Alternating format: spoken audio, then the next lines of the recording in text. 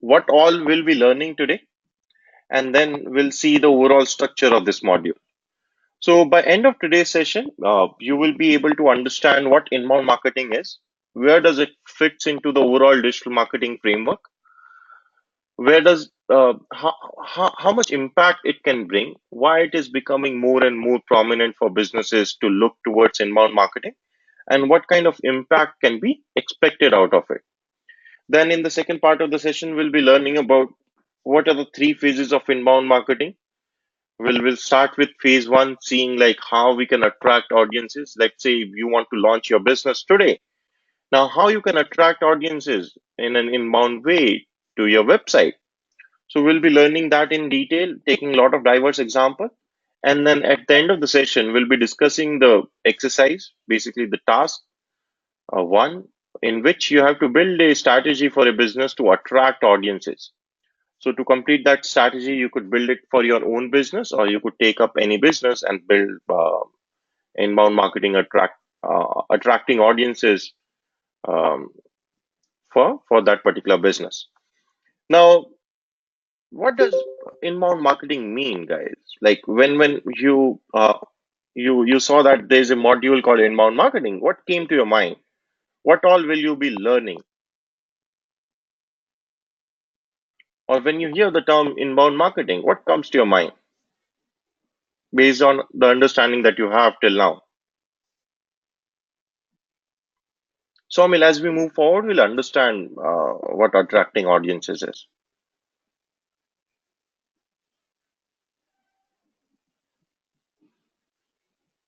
Okay, I think you replied to the current question. Sorry. Ways to bring audiences, not looking out for customers rather than they come to us. That's close. Ways to learn full strategy. Inbound marketing means adopting techniques to bring traffic to website for business promotion and sales. Okay. So primarily, the basic understanding that people have is to create a pull factor for the business so that customer is attracted to the business rather than us pushing the business to customer. Okay. It's all about creating a pull factor for the business. Now that's it. At the overall level, that's a true definition. But it's more than that. Like looking at customer journey throughout. First step is obviously the attracting audiences, then engaging users when they are on the platform, making sure that they get the relevant information, highly personalized information, so that they could convert off. Guys, just give me a minute. There's some background noise at my end.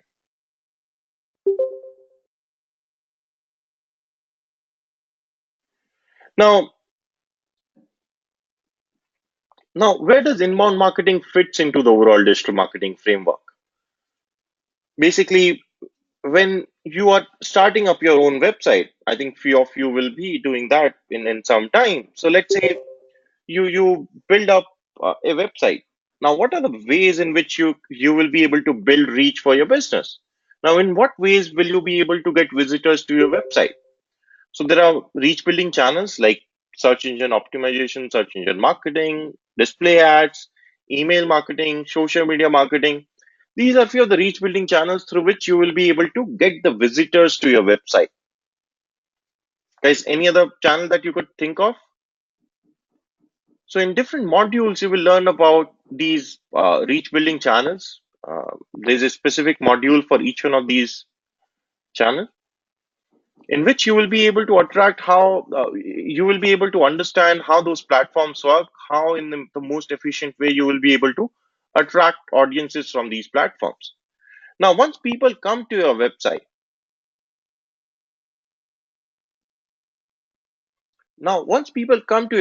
what happens, guys? What are the things that people can do? Either primarily they can browse the website. At the end of it, they could drop off, or they could convert into a transacting customer or into a lead, depending on the objective that you have, which you want your customer to do on your website. So there will be a certain set of customer who will perform the desired action that you want them to do. Most of the people will drop off. Now the thing is, out of the overall people who visit a website, just 2 to 3% convert into a lead, or into a transacting customer. What happens with the rest of them? They drops off. So guys, what should we do to should we engage these people who drop off, or should we just focus on bringing new users to the website? Like, what should we do? Okay, I think few of you are saying we should stay in touch with these users. Few of you are saying we should not engage these users and focus on bringing new one.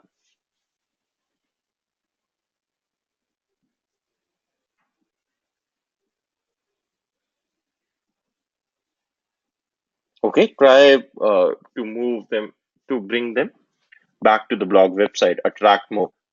So obviously, I think both the strategies could be run like built simultaneously, where we are attracting audiences as well as engaging the people who dropped off. Now, why it is important? Let's understand. Let's do a quick survey to understand why it is important to engage the people who have dropped off.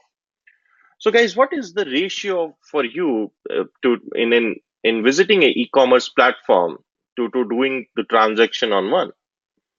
Let's say on Amazon or Flipkart, how many times you visit in a month to how many times you transact?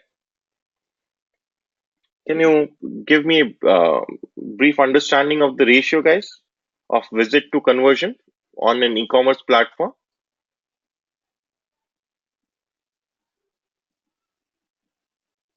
1 is to 10, basic 10 is to 1, 5 is to 1. How many times you visit to how many times you transact? 10%, 15%, basically. Okay. 10 is to 1, 3 is to 1.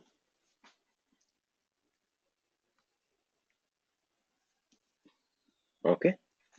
Now, what you're doing, okay.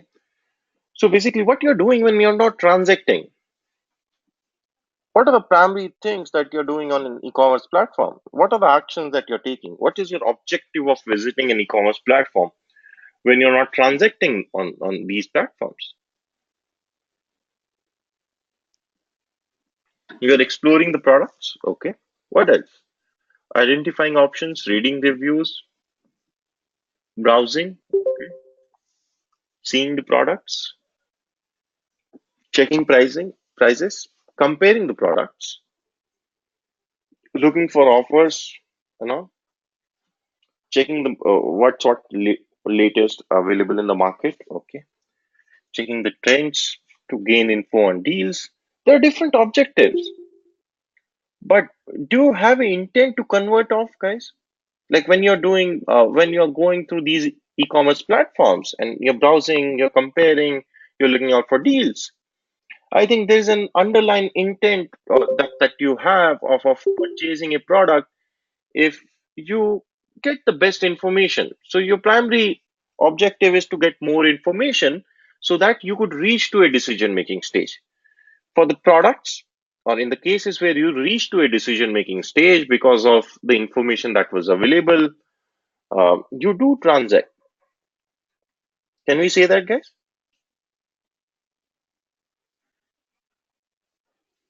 So primarily, what we are saying is that people are there in the research mode when they visit a website. They're comparing, they're browsing through the products, they're looking for deals, they're looking for the best price, and various other aspects. But the primary function is they want to get more information, which could help them in reaching to a decision making stage. And that's what primarily people want to do. So we need to stay in touch with these users because these are the people who will convert off. These visitors who dropped off today have a potential to convert off in some days because these are the people who are interested. That's why they visited your website in the first place. They were interested, they were looking for the solution similar to what you provide, and that's what brought them to the website. So to engage them, to stay in touch with them can be fruitful if done in the right way. Now, what are the ways in which a business can stay in touch with the visitors who came to the website and dropped off? So you have basically two ways. One is remarketing, second one is audience aggregation. So let's understand the difference between retargeting, remarketing, or audience aggregation. So guys, I hope all of you must have seen a lot of remarketing ads from different brands. Does anyone among you don't know what remarketing ads are?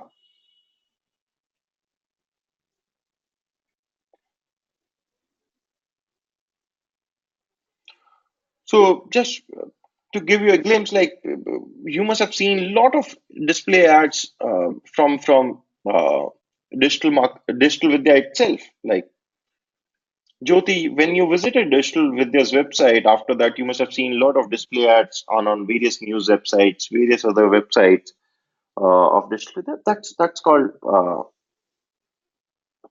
remarketing or retargeting ads. So that's one way. Another way is to aggregate audiences. So let's understand what is audience aggregation by taking an example. Okay, that will give the best clarity possible on this topic. We'll be discussing in detail in the session number 2 what audience aggregation is, but let's get a brief understanding of it. Now, for that we have to take an example, guys. So while taking the example, are you aware about Gadi.com? It's an auto car platform through which you can buy new cars or second-hand cars.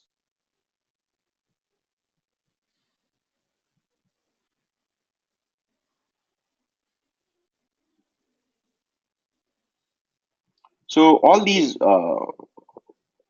auto car platforms are there, carwale.com, gadi.com, through which you can buy old cars or book the test drive for new cars. You get the dealership address, dealership points, as well as lot of information about the cars that are available.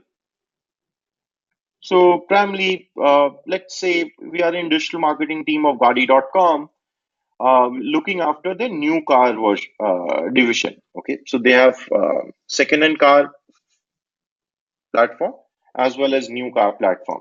So let's say we are responsible for bringing visitors who wants to purchase a new car. Okay, now a lot of visitors visited our website today. Out of them, we have a sample of 5 people. Now, who they were? Let's say there was Tina, there was Ravi, there was Rahul, there was Apeksha,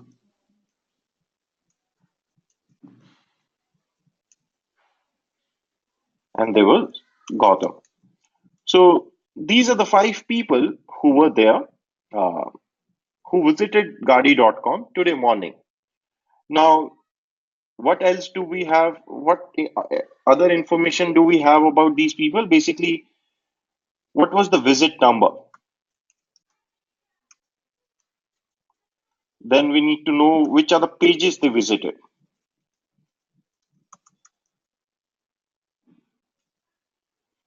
So for Tina, it was visit. It was her second visit. She was looking for Swift and Figo. She went to these 2 pages and spent considerable time altogether. In case of Ravi, it was his first visit. He came on a blog post of cars under 4 lakhs, and then he went down to a search page, put down filter for cars under 4 lakhs. In case of Rahul, he came to the home page and dropped off. In case of Apeksha, she went to the page for Creta, then she booked test drive for Creta. In case of Gautam, he visited the blog page for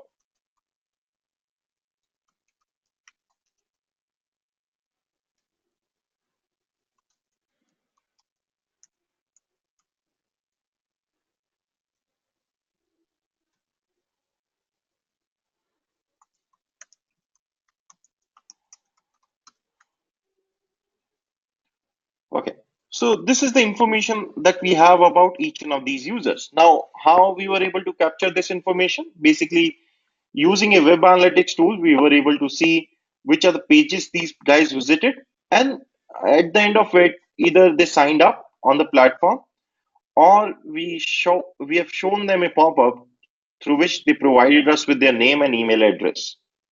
Okay, so that's where we are able to recognize that Tina is the person who have done these particular action, who have visited this particular page. Now, based on the information that we have about these users, we can remarket to these guys.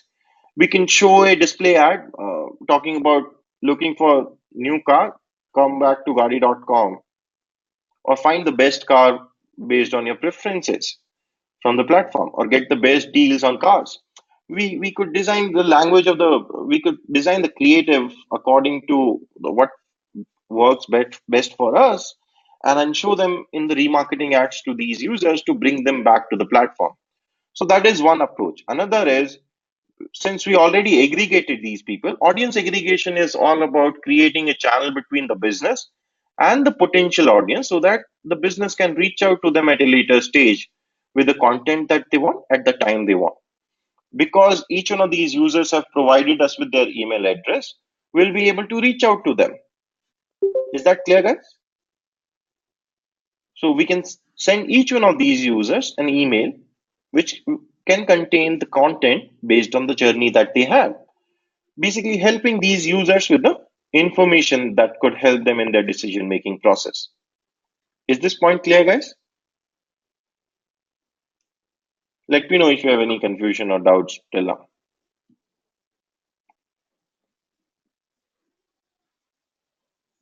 Okay, so let's understand like what kind of information should we provide. So let's start with Ravi. Ravi came onto the platform, onto a blog page for cars under 4 lakhs. And then he went on to the search page, search for cars under 4 lakhs, put down a filter for on the budget part to 4 lakhs. And that's what he was looking for. So primarily what we know is it was his first visit. Okay, I think one of the things. Just a minute, guys.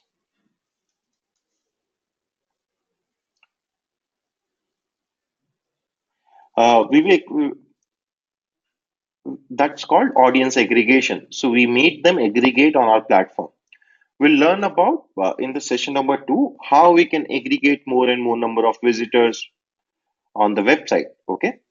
So in this scenario, all the things that I've said is as valid. Let's not uh, diverge from there. Okay. So let's understand the concept and then we'll look at various different scenarios. So guys, in case of Ravi, it was his first visit to the website. He visited the blog page looking for cars under 4 lakhs, then went on to the search page, put down a filter for cars under 4 lakhs, went through the list of cars. Now, what do you think should be the information if we provide to Ravi, we'll be able to engage him? Basically, we'll be able to bring him back to the platform. Can you think of anything?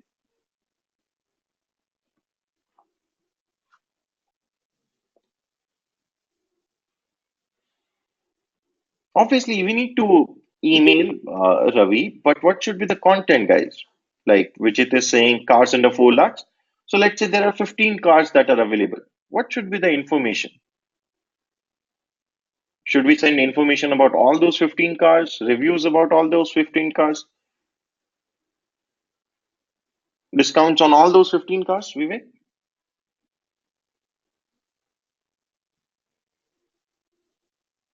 Wouldn't that be too much content altogether? Have you seen this kind of an email?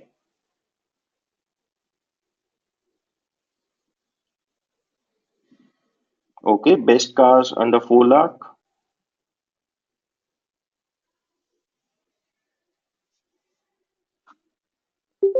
An ad about car ABC under 4 lakhs.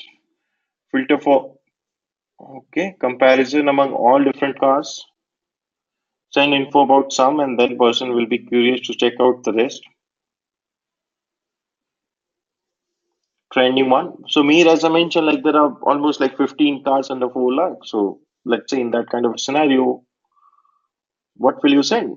Sending a comparison or information about all those 15 cars will be really difficult because it will not be that engaging for a user. A deal for a specific car under 4 lakh.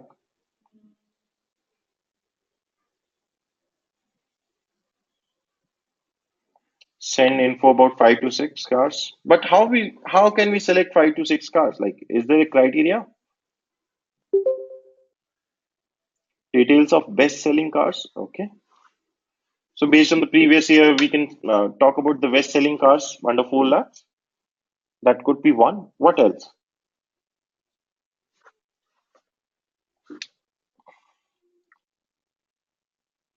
Jyoti, as I mentioned, it was his first visit.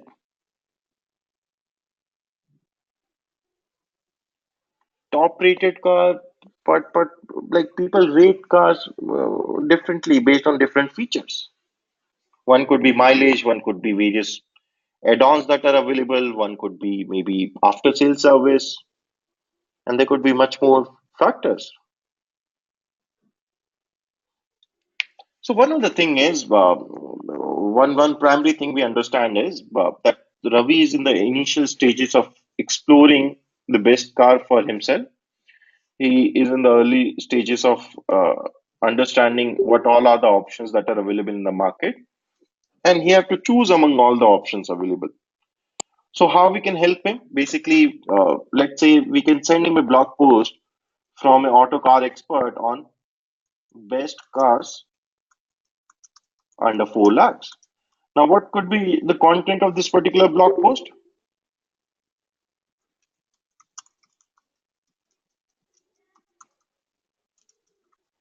Basically, why a third party? Because we don't want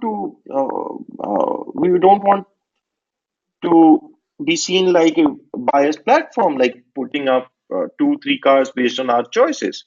And in any case, we don't know what preferences that Ravi has. Maybe he wants to prefer a car which gives more mileage. Maybe he have an affinity for cars. Or he's looking for a car which car provider, car manufacturer who could provide a great after sales service. Or maybe he's looking for some features, some specific feature. So we don't know about that. So what we do is we call a car expert. Gadi.com have been engaging a lot of them. So we make him write about uh, a blog post about this, basically talking about what are the different features that people look out for? What are all available features that are there with cars under 4 lakhs? Among them, which are the most popular ones? And based on what you want, which car should fit into your requirements? So, Mahesh, exactly what you're mentioning, we're providing in a very uh, we're providing in a way where it could be consumable rather than preachy about being basically being providing customer with the advice. So, guys, is this point clear?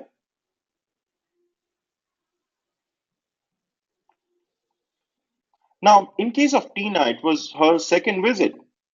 She previously visited the website. Then, in the second visit, she specifically visited the page for Swift and Figo, and then spent considerable time there. So, and then dropped off. So, what should be the content if you provide to Tina will be able to engage her and move them towards decision making process? Can you think of anything?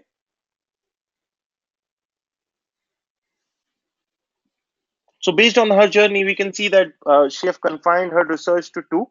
Based on all the options available, she was able to decide which two fits into her budget and she have an affinity for. Now within these two cars, she need to choose one. So in that particular direction, can we offer any content that you think could help her? Basically, we could talk about detailed comparison.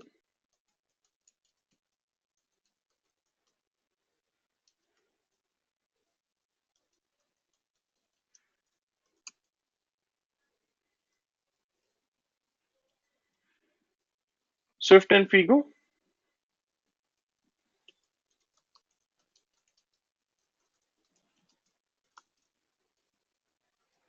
Not only between Swift and Figo, but also their variants, so that the customer have a better clarity in terms of what all are the add-ons that are available, what all are the features that are available, how many different variants are available, and how they are compared to each other. Will that help? So once customer have confined his or her research to 2 or 3 cars, you can give them a very detailed comparison, and that's what people will be looking for. So that to make up their mind. Now, what else can be there? We can provide them with the option of booking test drive, so that she can book a test drive for either of these cars and experience it firsthand.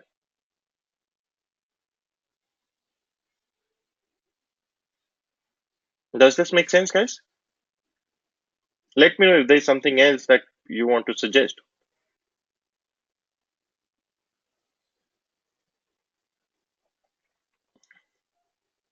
Now, coming to Rahul. Rahul visited the home page and then just got aggregated and then dropped off. So, guys, can you think of anything that if we provide to Rahul, what kind of information can we provide to Rahul to engage him based on his journey?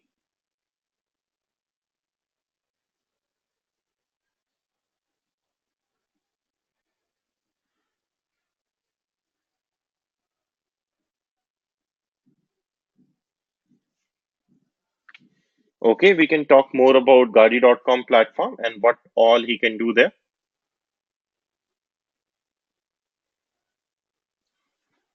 Offers discounts. Shikha, but what on which car, which manufacturers, or which dealer? Info about why it is right time to buy a car or at least start looking for a car. That's a good suggestion, Mahesh. Can provide details of upcoming cars as well. Okay.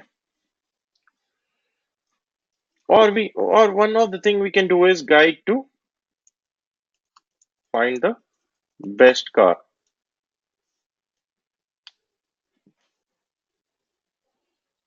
So Kiran, the limitation that we have here is like, let's say there are 10 variation that are possible depending on the price point, features, and all among all the options available. Within that, you will not be able to engage users with that bigger an email. So one of the things we that can be done is guide to find the best car. So we could talk about the steps. First, you need to decide the budget. Then you need to decide features. That you need to decide like variants which fits into your requirements, and what are the factors based on which you will be able to decide all of these things. We can mention it so that it acts as a guide, and then give a call to action saying like get the best car for yourself right now with Gadi.com. So bringing customer back to the platform itself is our approach, and helping them in finding the best car. So Vivek, obviously one option is to ignore customers who dropped off, but you need to understand that if a customer visited your website, there must be some intent that they have, at least when they got aggregated with us. Otherwise, Rahul wouldn't have provided us with their email, his email address and name.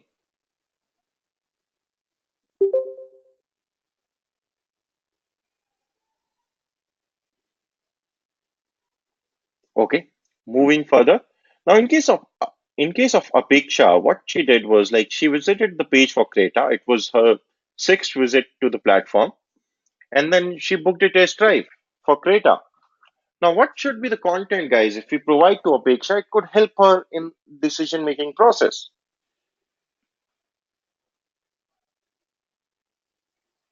Mahesh,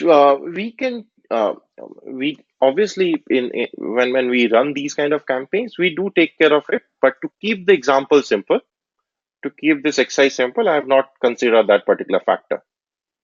But depending on which campaign the customer came from, which channel customer came from, we could vary the content altogether, vary the information that we'll be sending to users.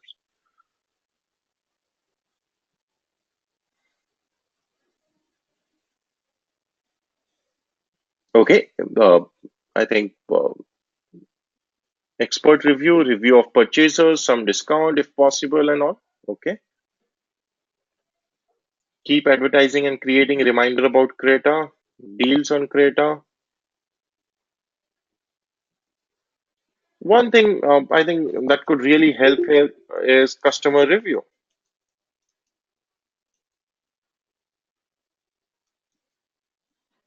Customer reviews not only of cars but also of test drives. Then maybe,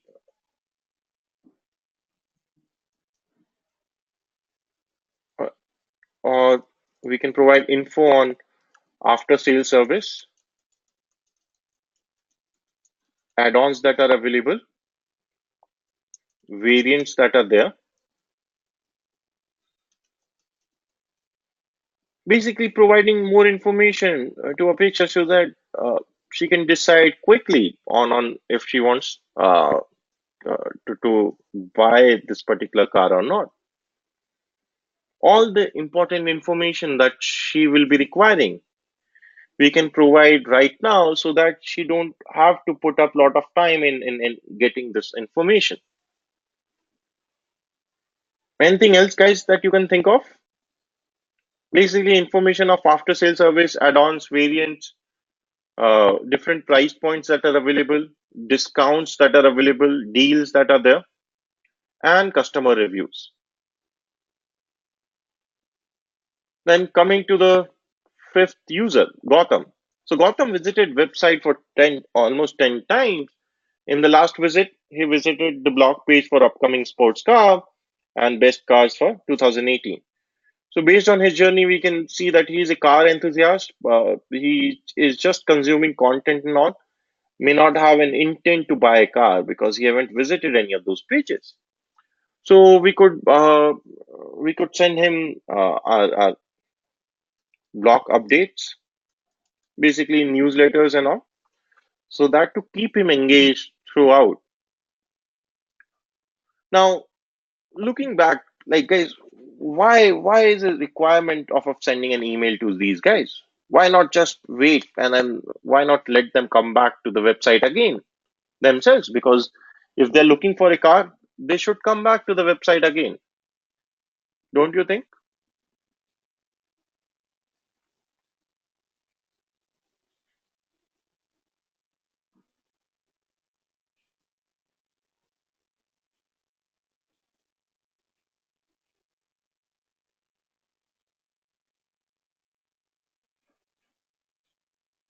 Okay, if you not try to bring them back, some other website would do it and he will be gone. They may forget. Okay. So there are two things, two objectives that are being fulfilled. One, we're keeping these users off our competitors' website by proactively engaging them and proactively providing them with the information that they will be looking for after what they've done on the website today. Second, we're trying to engage them and shorten their decision making process so that they could convert off quickly. So when you are able to get all the information that you need to go through your decision making process, obviously the, the time that you will take to decide to decide on a buying purchase will be shortened up because all the information that you require for your decision making is available to you. So basically, in terms of competition, understanding the first point, like customer, what else? Let's take an example of let's say Ravi itself. He visited the website for the first time, put down search for the cars under 4 lakhs and all, and then dropped off. Obviously, next time he may go to Google and then search for cars under 4 lakh and go to a competitor's website. So we'll lose out a potential customer altogether. Or second scenario where he just again search for cars under 4 lakhs and sees the same URL that he visited last week.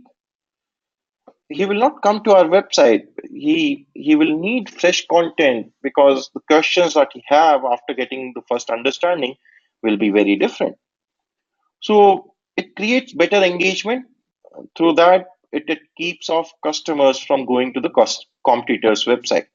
So there are uh, two major upsides that we have.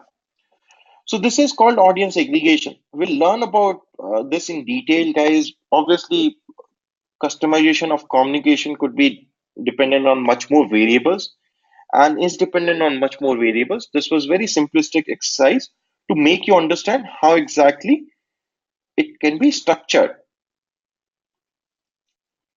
So coming back to the slide, like whenever you're building up your online presence, you have multiple reach building channels through which you could build up reach for your business. Now, out of the overall people with who visits your website, just 2 to 3% people converts off into lead or into transacting customers. Basically, will do the desired action that you want them to do. Now, what happens with the rest of them? They simply drops off.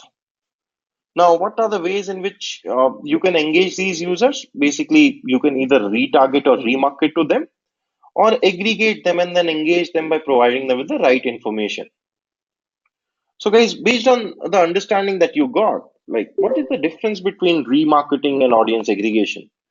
Like, what are the advantages of audience aggregation over remarketing? Can you think of any? So, remarketing is showing display ads to the people who visited your website. You must have seen a lot of display ads from different players. And I gave you a glimpse of what audience aggregation is. So, what's the difference, like primary difference that you think is there between remarketing and audience aggregation?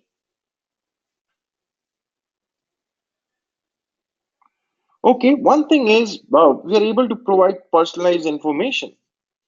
So, each one of these five customers, to them who visited the website today morning, we were able to reach out to them with highly personalized information based on their journey. Basically, we are able to target customers at individual level as compared to remarketing ads, where only in case of e-commerce we could show them dynamic product ads, basically show them the products that people have visited. But other than that, we are not able to show any customized ad at individual level. So that's the first difference. What else? That's a great point, Amrita. So remarketing typically acts as a reminder because of the limited space that it has. So you must have seen these display banner ads don't have much space. They could have an image, logo of the company, could have a one line or two-line message and a call to action. That's all. There is no information that can be provided. If you have aggregated audiences, obviously you can provide information to customers, help them in their decision making process. So one of the insights that we got from the survey that we did was you or we as a digital user are primarily in the research mode, primarily looking for information. So that's what could help us. It reminder may help us to a certain extent, but it will be the information which will help us in our decision making process.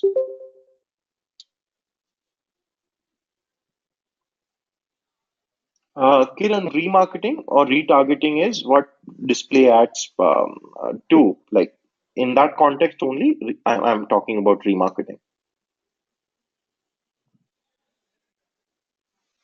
So, guys, any other difference that you can think of?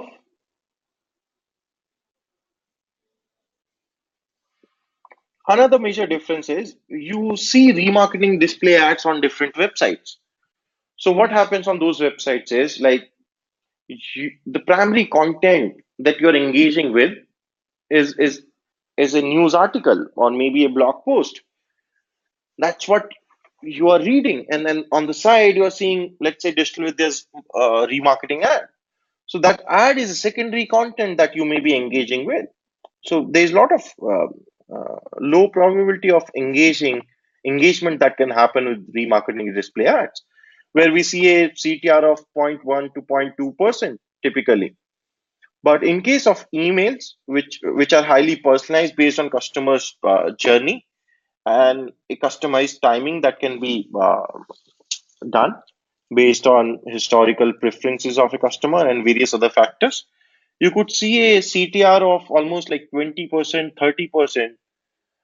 And then that's the level of engagement that can be brought through email because of the level of personalization and customization that is possible. So as we move forward, we'll learn about each one of these things. But it was to give you a broader understanding of what all are the possibilities that are there. So there are multiple channels through which you could build reach for your business.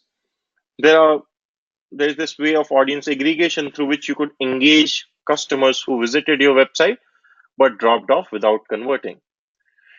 Now, there are certain business who generates leads and then convert these leads into sales. So there's this whole process of making these leads understand more about the business so that they're more available to convert or to get converted into sale because of the increase in understanding.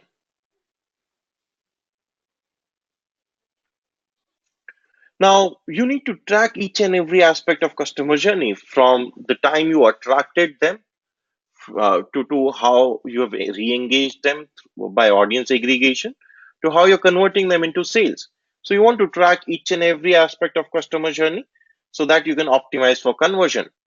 Now, conversion optimization can be done on multiple fronts. That's where you want to track each and every aspect throughout the customer journey and see where it can be optimized further. So just to give you examples, guys, on Amazon.in product page, there are two call to actions through which you can buy a product. Do you remember, guys, what are the two call to actions through which you can buy a product?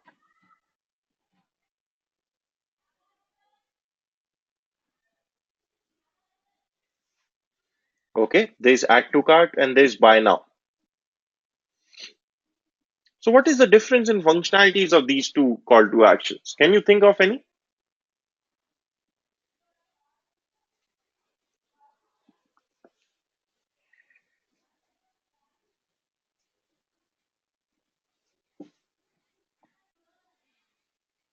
Wish list is like creating a list of the products that you want to buy. So let's keep it aside.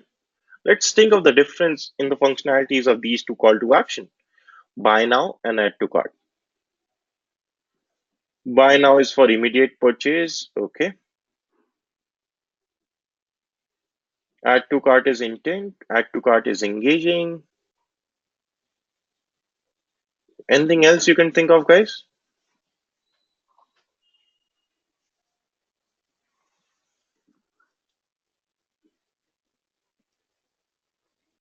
Basically, primarily, if you look at it, like buy now is the call to action, uh, which is there for if you're there to buy a single product.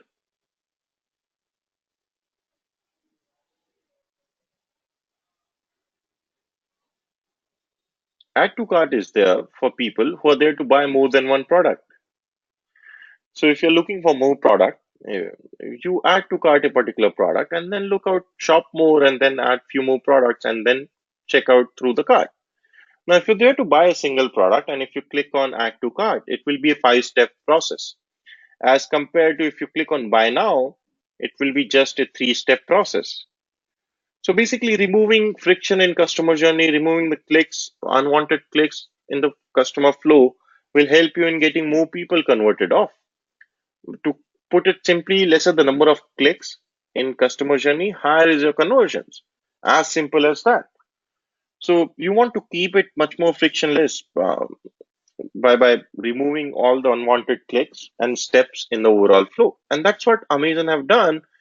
They must have seen over a period of time that there are certain set of customers who are there to buy a single product, and for them, buy now is the most optimum call to action. Is this example clear, guys? So that again is a very simplistic example of what can be done to improve conversions. We'll see as we move further in what ways can you optimize conversions. Now, In this module, as I was mentioning, like it's all about looking at customer journey in an integrated way throughout the whole process and seeing what can be improved. So when we talk about inbound marketing, we're talking about the whole digital marketing framework. We're talking about building reach for your business, attracting audiences. We're talking about aggregation of audiences so that we could stay in touch with them. We're talking about analyzing the overall flow and optimizing for conversions. We're talking about converting leads into sales. So when we talk about inbound marketing module that you will be going through in the second part of this particular session, we'll be starting with understanding how you can build reach for your business. In what ways can you attract audiences for your business? Then in the next session, session number two, we'll be talking about audience aggregation.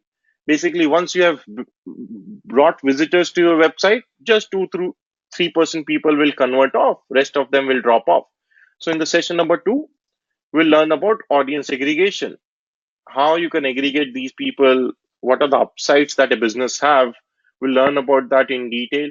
In what ways can you re-engage users? What are the tools that are available? What are the platforms that are available? And then what type of content should you prepare? How you can set up the overall content machinery. We'll discuss that in detail. Now, in the session number three, we'll be discussing conversion optimization. Basically, what are the important factors around customer psyche that if you take care of, you will have much better flow of users? What are the tools? What are the strategies of creating a great website flow for your user? Then we'll learn about landing page optimization. We'll see you can build up conversion oriented landing pages. What are the tools that are there through which you can create them? What are the questions that you need to address to engage a user on a landing page? Like, what are the questions that people typically have in their mind when they visit a website? So, these are few of the things that we'll be learning in session number three. And in the session number four, we'll be learning about lead nurturing. Basically, how lifecycle emails can be used for nurturing leads throughout their life cycle, how you can make these leads much more mature and aware about the business that you have, so that when your sales team call them or when you try to reach out to them at a later stage for the sales, you're able to convert most of them. So we'll be learning about automation of lifecycle emails. We'll be learning about like what are the different objectives that lifecycle emails can be used for. We'll see like what are other tools through which you can optimize for the whole campaigns, and we'll learn about drip email marketing campaign. And then at the end of every session, there will be a task in which you will be building the strategy for a business based on the concepts that we'll be learning. So in the task one, you will have to take up a business and build a strategy to attract audiences for that business. In the task number two, you will have to take up a business and build a strategy to aggregate audience and engage them. Uh, in the task three, you will need to build up conversion oriented landing pages for a business. In the task four, you will have to uh, build a strategy to nurture leads throughout their life cycle through drip email marketing campaigns. So for each one of these each one of these sessions, you will have a task which will help you in absorbing all the learnings that we'll be seeing in the session. So guys, is the overall structure of this module clear to each one of you?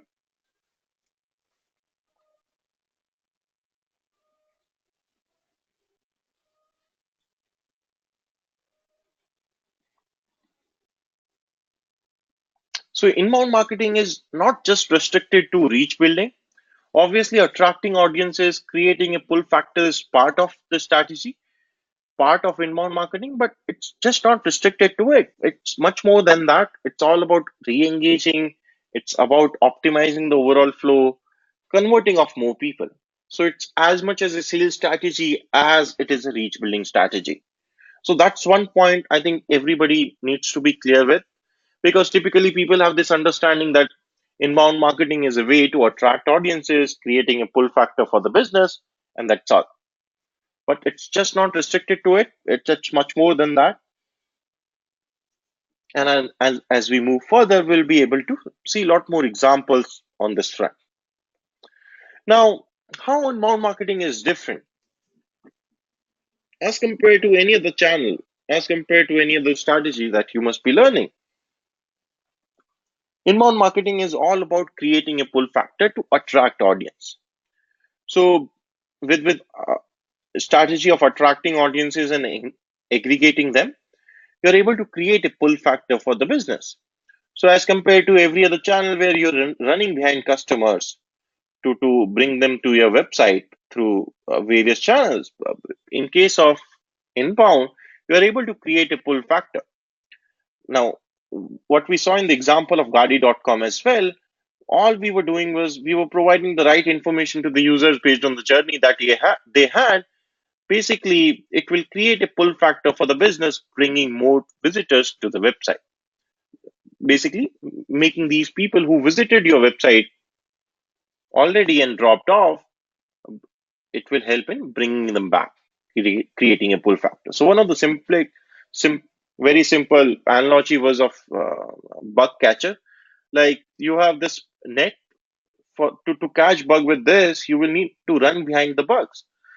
Now, there's another machine which emits light at a particular frequency, which attracts all these bugs. So, inbound marketing is all about attracting these audiences, and the crux is how we are able to attract audience through inbound.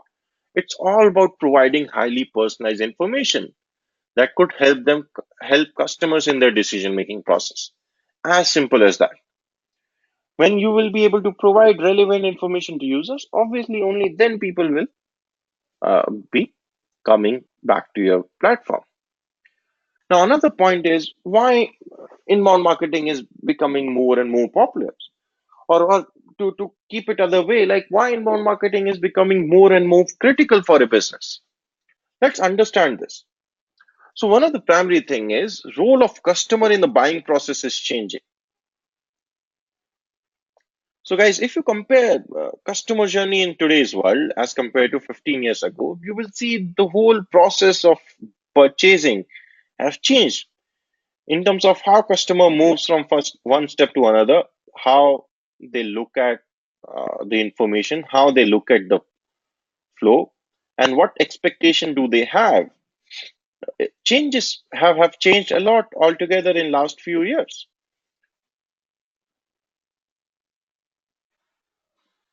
Just a minute, guys.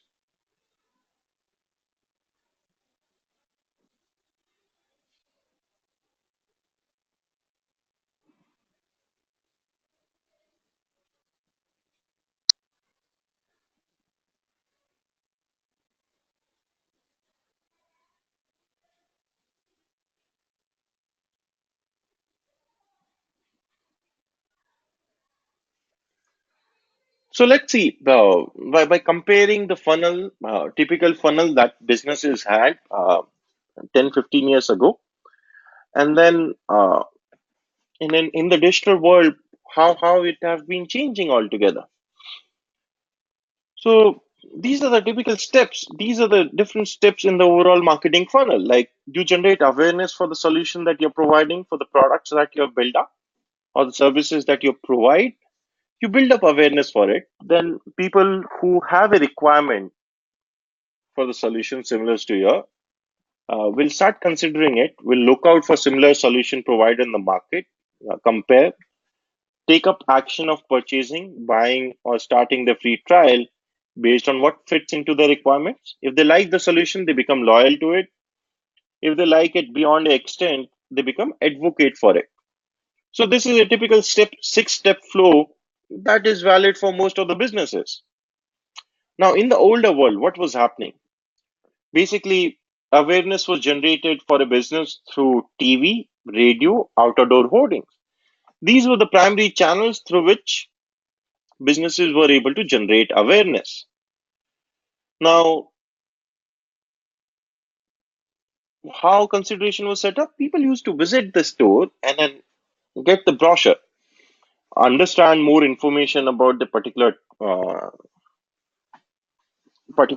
Let's say, let's talk about a washing machine or a mobile phone or a fridge or any appliances, electronics. Like typically, for them, like there used to be a lot of ads and all. You used to visit the store, check the brochure, get more information. Then, if you're interested further, you do the product test comparison in the store itself, setting up preferences. seeing like what fits into your requirements more. And then in-store purchase used to happen. Or you may have gone back to home, discuss it with family, and then come back again uh, the next day and purchase the product. And to bring you back to the store, there was a loyalty card that was being provided with few reward points, which you can redeem in the next visit. So this was a typical five-step funnel. Like advocacy was just limited to your network of office colleagues, friends, and your neighbors. So that was the overall group through which, in which you could advocate for the product if you like it beyond certain extent. So this was this typically five-step funnel that was there. Now let's see like how it changed in the digital world. Now awareness in today's world is generated through search, social media buzz, or blogs. So these are the primary three channels through which you get aware about a new solution or a new service or a product. Now, consideration, the moment you get aware about the solution, if you're interested in that, what's the next step? Basically, the next step is you do online research, go for user reviews, seeing like what information people have put up who have used a particular solution that you're looking for. And based on that, you look out for similar solution.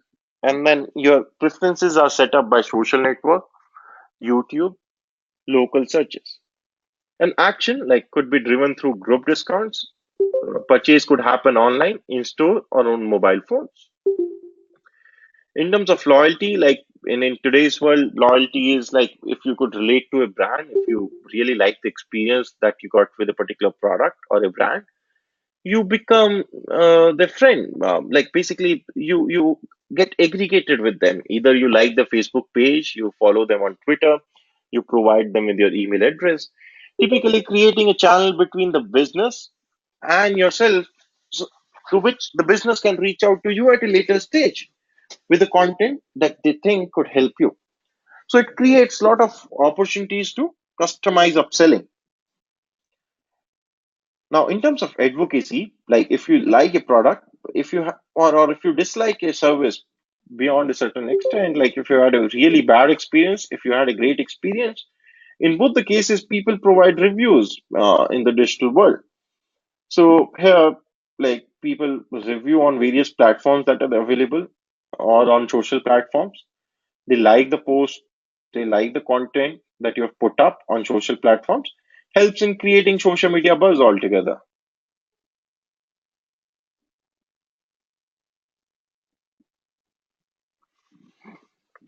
Pawan, let's say there are three people who have used a new app and have shared on your Facebook feed.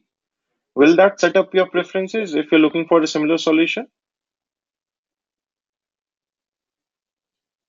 Will that affect your preferences? Okay, that's the point. So typically what is happening is in the digital world, primarily this is how the overall funnel have changed. Like as compared to a decade ago, this is how the customers are moving from one step to another, deciding on what they want to purchase. So, guys, what are the basic difference that you see between these two funnels? Like, what fundamentally have changed?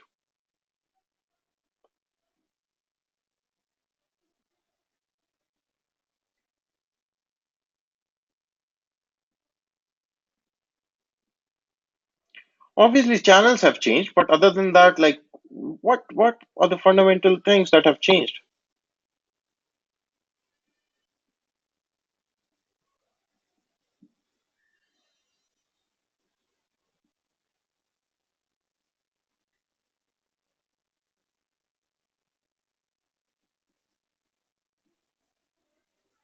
Advertising medium changed, guys. Obviously, that thing is given.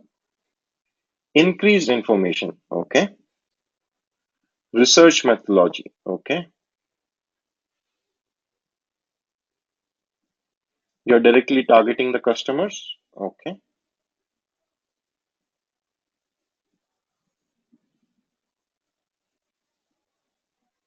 Marketing costs have come down, okay. Not heavily, but yeah, to an extent. Okay, one of the major thing which digital medium brings is measurement.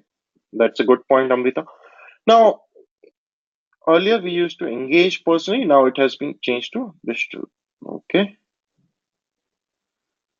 So one of the basic difference, the way I can see, is the information.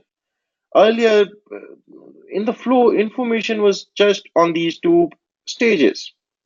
Okay, when people visited the store, they got to the brochure, doing product test and all, and it was not very standardized because it was coming through a sales executive. So if we talk to four different sales executive about a product, they might tell you about different features depending on how much they know. Now, in the digital world, what is happening is throughout the whole process, throughout all these six stages, the backbone of each one of these steps is information. There is a explosion of information that came up in the digital with the digital channels, and that's what is driving customers preferences throughout the whole process. That is driving customers decision making process from one step to another. So here, like search, social media buzz, blog, like is being created by users itself. Like most of the content that is available in the digital world is created by users. Then online research, reviews, social network, YouTube, local searches, and then the overall discounts. Like because you're buying in bulk, because of the potential conversion that could happen, discount could be there. And then again, liking, following a brand on Twitter or Facebook will again enhance the overall information flow. And then if you like the product beyond a certain extent, you again. So Amrita, I have a question on the preference part. So let's say, Amrita, you like in both the cases, you wanted to buy a fridge or a washing machine. Okay, you were looking for some, then you figured out which are the top five based on what your requirements are. Then you start considering it, looking for online reviews, seeing how people have. Let's say you knew just about LG, so you were looking at reviews of a particular model or two. And then preferences is something which will set up by which brand you will opt for or uh, which type of washing machine should you buy. So basically, depending on like here in this case, like social network is one, video reviews are again getting very prominent, and then local searches are basically depending on your location. There could be customized search that can be made. So that could affect the preferences that you can get. Yes, Amrita.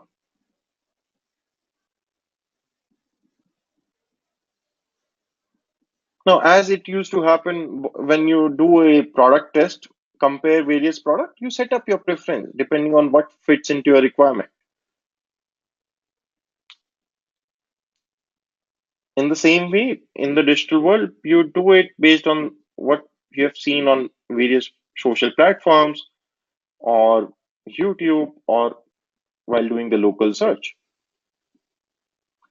So, guys, is this slide clear to each one of you?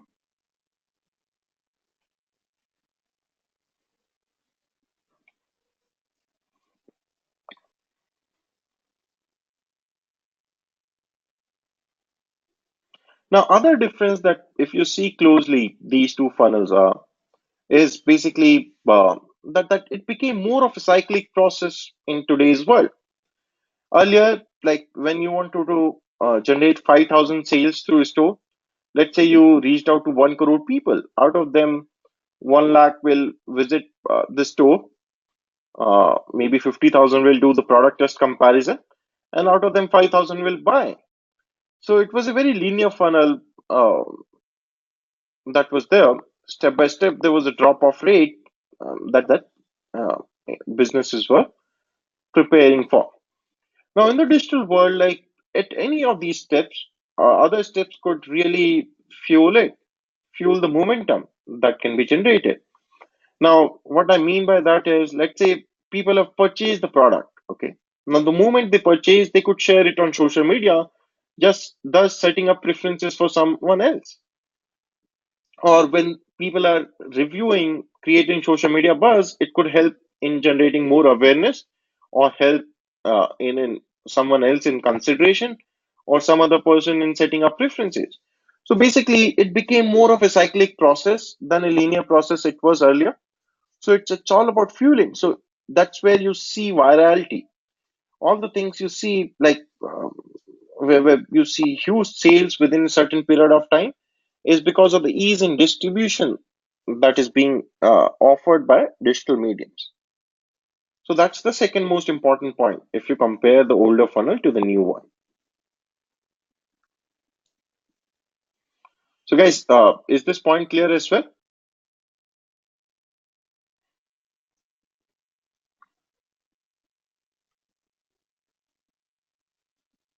So now coming back to the question that we started with, why inbound marketing is becoming more and more popular these days? Or why inbound marketing is becoming more and more critical for businesses these days? Because role of customer in the buying process is changing. Now, what are the fundamental changes that have occurred? Basically, online audience is primarily in the research mode rather than the buying mode.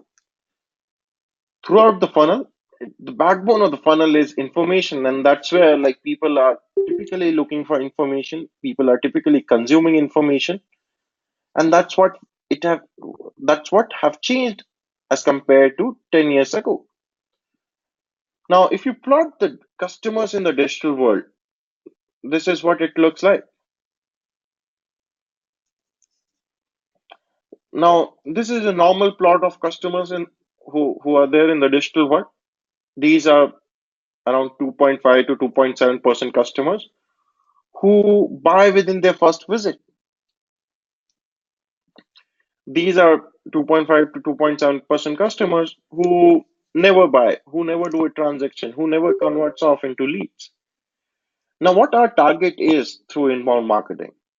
Our target is to reach out to these 95% people who are there in the digital world, who have a potential to convert, but are primarily in the research mode.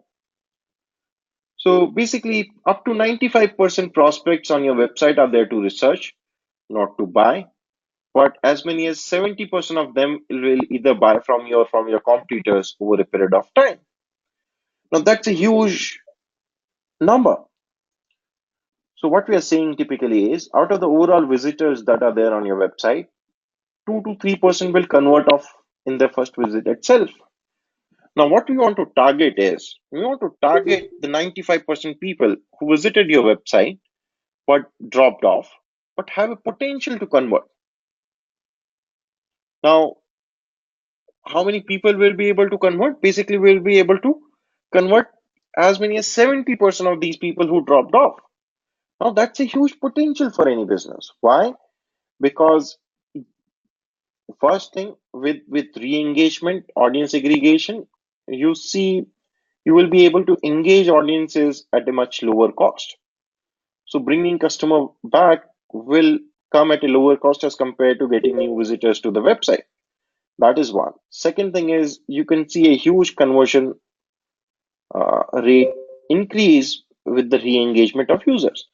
Third thing is you already know what these people were looking for. So you will have a better targeting altogether in terms of the information as compared to when you're targeting a new user. So in all the cases, what will happen is you are placed in a much better scenario if in the digital world to re-engage these users and potentially targeting conversion of these 70% people who visited the website but dropped off. Basically, gist of the graph was this particular slide that up to 95% of the people who are visiting a website are there to research, not to buy. Uh, so our target audience through inbound marketing is this particular 95% people, group of people who have a potential to convert because they're primarily in the research mode and have an intention to convert off. So there is a potential to convert of 70% of these people.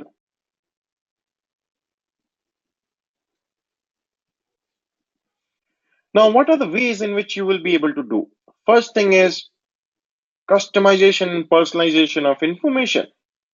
Now, in the digital world, personalization of information is possible at scale. Now, that's the first advantage that digital world provides us, that you could personalize the information and send it at an individual level. So let's take an example to understand the kind of impact it could generate. So let's see like how Hillsberg Diamonds got like 288% lift in sales with animated personalized promo. So with simple animated personalized promo, they were able to see a lift of 288% in sales. Now that's a huge upside. Now what they did, basically they wanted to launch a new product.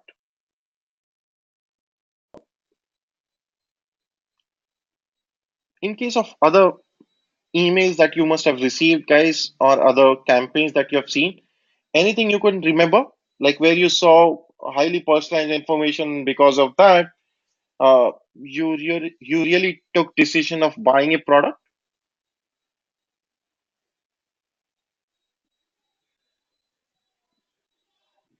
Do you remember any communication, guys? Any campaign?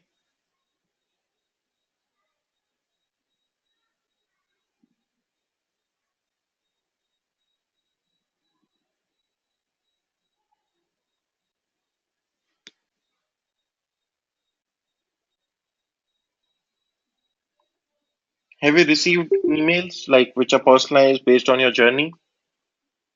Let's say if you're logged in into Make My Trip, Yatra, or Goa Ibibo, and you are searching for flights, let's say between Bombay to Bangalore.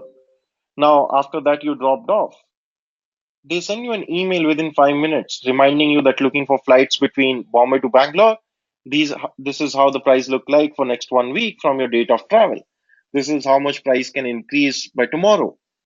Do you remember receiving this kind of an email, guys?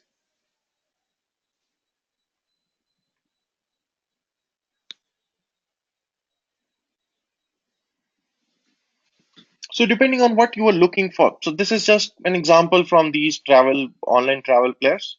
But if you see like on Flipkart or Amazon as well, depending on what you have bought, what you were looking for, this is just you few more products. So it's all about persuading customers and making information available to them based on the journey that they had.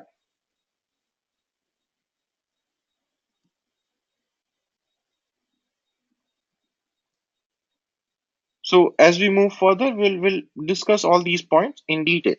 Another short example that is there is of Kissmetrics. Now, Kissmetrics is a web analytics tool. Those who haven't completed the module, guys, web analytics tool help you in tracking each and every aspect of customers who visits your website. So basically, of all your visitors, you will be able to track what action they're performing, at what stage, which page, and multiple more things that are possibly there. Now, Manas signed up on Kissmetrics. They provide the 14-day free trial. So Kissmetrics is a web analytics tool. They provide you with a 14-day free trial. After that, you have to get the paid subscription.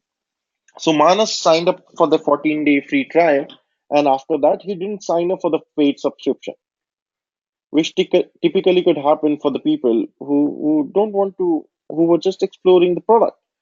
So Bio Atwell, who is the account executive at Kissmetrics, reached out to Manas with this email. Now, guys, can you go through this email and tell me, like, let's say if you were in place of Manas, where you have started a new website, you were looking for web analytics tool. Because of that, you signed up on Kissmetrics, then you receive this email after 14-day free trial got over. Will you be engaging with this email? Will you be replying to this email? Will this email be helpful to you? So in the first half of the email, Joe Atwell is building up the conversations, mentioning that I'm sorry I haven't been able to reach you, but that's okay. We know how busy one can get. Please keep my contact info on file, uh, and let me know when it's more appropriate time to evaluate KISS metrics for your site. Feel free to reach out to me if you would like your trial reactivated, if you have any questions, or if you would like to see a live demo of Kissmetrics, or if you would like to talk to someone about web analytics in general. Wish you the best and hopefully we can work together. So, guys, will you be engaging with this email? Will you be replying to this email?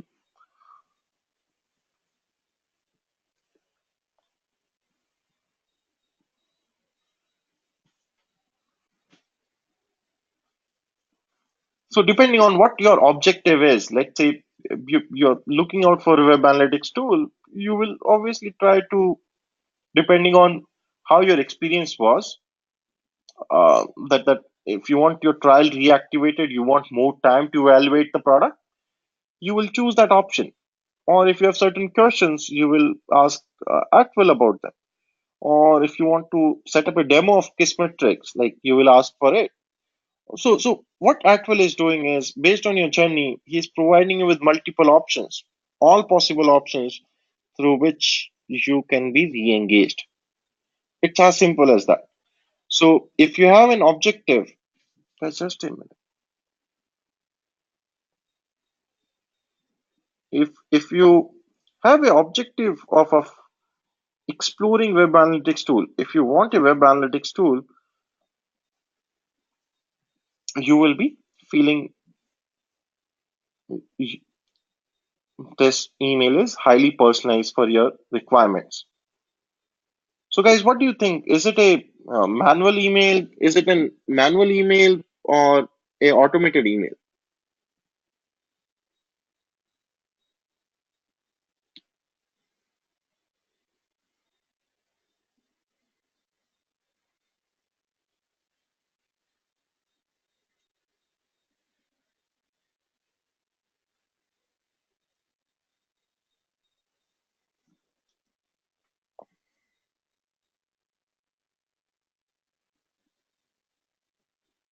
Okay, this is an automated email, highly personalized and customized based on customer journey. I think that's what a glimpse of similar kind of emails we saw when we were discussing the example of Gadi.com. So we'll see as we move forward, like how we can automate all these kind of emails based on customer journey. So this was a glimpse in terms of what inbound marketing is, what all can possibly we can do with inbound marketing, how it could impact a business, why it is getting more and more critical for a business to look at inbound marketing and implement it. So guys, do you have any questions or doubts based on what we have discussed till now?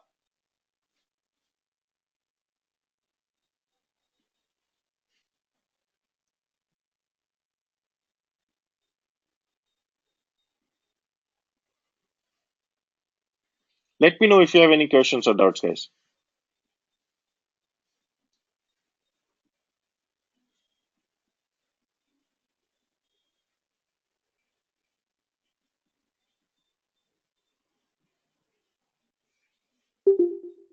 Okay, so let's take a break.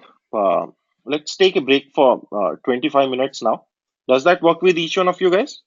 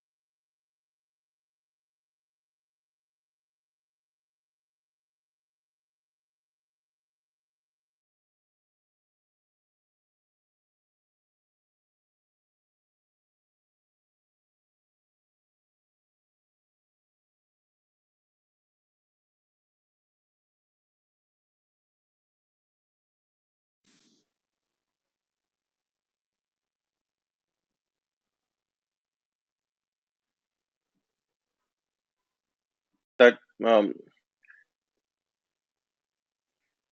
if like people get confused if a particular technique is inbound or not. Now, how to see like if a technique is 100 is inbound or not, or how to decide if which technique is outbound, which technique is inbound. So typically, inbound marketing techniques are those techniques where you have certain information about users. Based on that, you provide personalized content to them. So it's as simple as that. Now the thing is, no technique can be 100% inbound because there will always be a scope to know more about users. There will always be a way in which, if you knew more about users' preferences, you would have customized the content in a much better way. So there's always a scope to personalize more.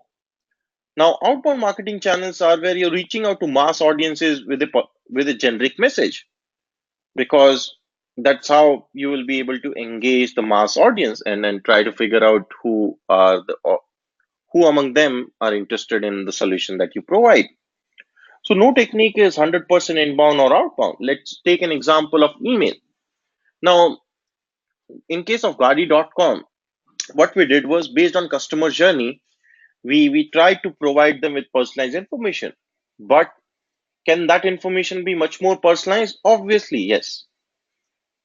So there's always a scope to get to know more about users, to get more information about users, through which the content can be personalized further. Now, in case of outbound as well, let's say when you're reaching out to audiences with TV campaign.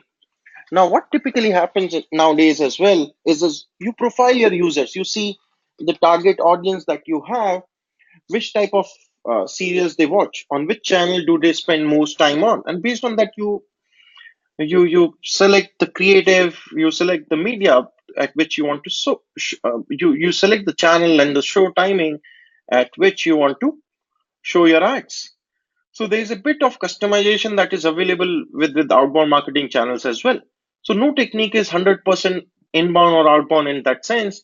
You always have a scope to much more personalize in all inbound marketing campaigns. And in case of outbound marketing, there's always basic information that you have about users. So guys, is this point clear?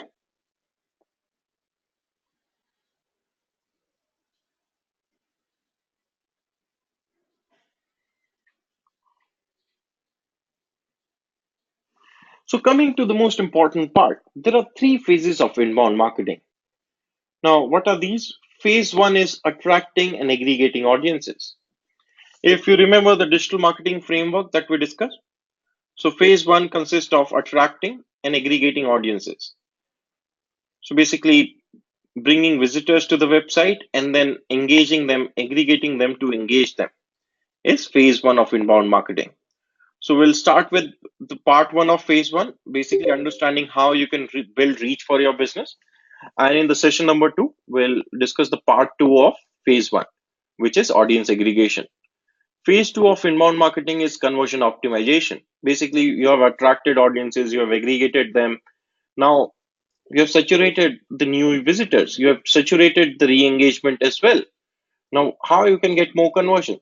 Basically, you can optimize the user flow for getting more conversions, thus increasing revenue. So once your traffic is saturated, once the new visitors to the website are saturated and you have done enough to re-engage users as well, the only way to increase conversion is by optimizing the overall flow. So that's phase two of inbound marketing. Phase three of inbound marketing is lead nurturing. We'll learn about that in the session number 4. So these are the three phases of inbound marketing, guys. We'll learn about them step by step. So let's start with the phase one, how we can attract audiences for the business. So guys, before we move forward with this, let me know if you have any questions or doubts based on what we have discussed till now. If there are any questions, if you have any doubts, if something is not clear, let me know, guys.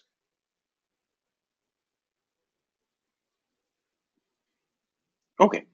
Now, how you can attract audiences? Basically, there are multiple reach building ways through which you will be able to get visitors to your website or to your business. Now, there are outbound marketing reach building ways, there are inbound marketing reach building ways. Outbound marketing reach building ways are the channels through which you buy attention of customers through basically cold calling, direct paper mail, radio, TV advertisements, sales flyer, telemarketing, spam mails, events, and all these examples of outbound marketing. Inbound marketing is where you create a pull factor for business so that customer can get attracted to it. So through blogging, search engine optimization, search engine marketing, generating email opt-ins, creating communities on social media, content marketing through webinar, videos, and white papers.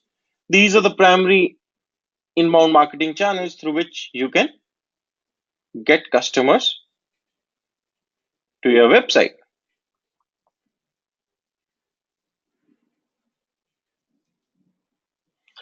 Now, let's understand by taking examples on how these businesses have built up reach for the business, how they've attracted audiences when they launched the business, and which channel, what strategy they implemented. So, first example is of Blastmic. Now, in case of Blastmic, what did they do? Basically, Blastmic is an online prototyping tool creator. Basically, one of the tech product that they have is prototyping tool. Now, within the launch of that tool, within few months they were able to reach to a level of 2.2 million visits a month. Now that's a large number altogether. Now, what was the distribution of the traffic that they got? Basically, 29.59% of the traffic came directly to the website. 14.35% of that came through referrals. 54.51 came through search, and rest of it came through social and mails. So basically, typically, search engine provided them with the largest amount of traffic, and then referral. Direct is people typing in the URL in their mail in the browser and coming directly to the website. So nobody can control it. It over a period of time it builds up from the returning visitor and people who remember the brand and the website. So out of 2.2 million visits that they got, 54.51 were from search and 14.35 were from referrals. Referral is all third-party websites other than search engines, social media platforms, and emails. So basically, these were the two primary channels. Now, guys, how do you think they would have built up referrals and search? For search, obviously, there are two cases. Either they would have marketed on through adverts, or they would have optimized their website for organic listings. So they did the later one. So they really worked on SEO. So out of 54.51% of the search traffic that they were getting, 99.01% is coming through organic channel, and just 0.99 is coming through paid search. So what we're seeing is almost like more than 12 lakh visits are coming through organic search. Now that's a huge number. Now what else?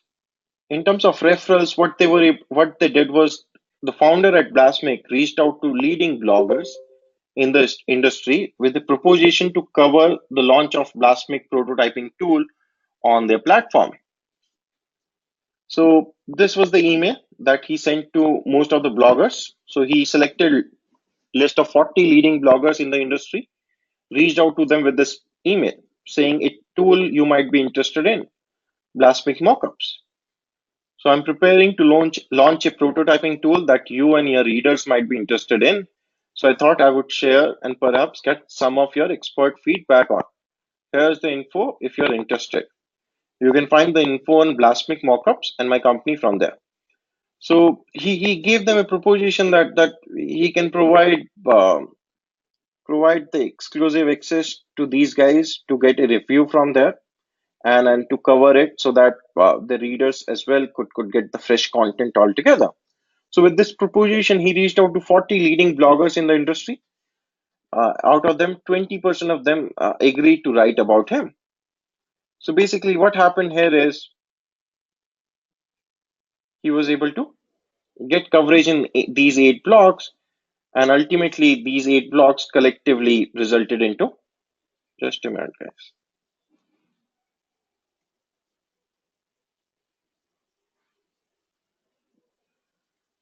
Okay.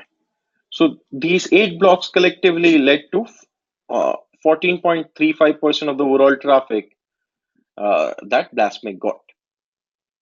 So again, the strategy was to reach out to bloggers, to engage them, to provide them an opportunity to review the product altogether so that they can get the fresh content and their readers can get the visibility. So for every industry that you might want to launch your business in, you will see that there are a lot of blogging platforms for that particular industry. There are blogs for finance, there are blogs for travel, there are blogs for fashion, there are blogs for tech, there are blogs for travel. I think for every industry that you will see, there are blogs for health and fitness. So for every industry that you will see, you will get to know their blog platforms which have lakhs of visitors coming to the website every month. So you could leverage the reach that these blogs provide and then work out a model to get visibility there.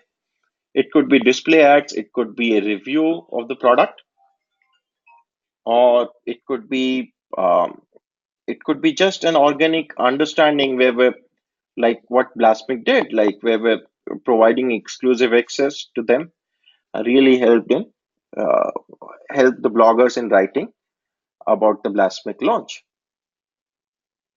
So guys, is this example clear to you?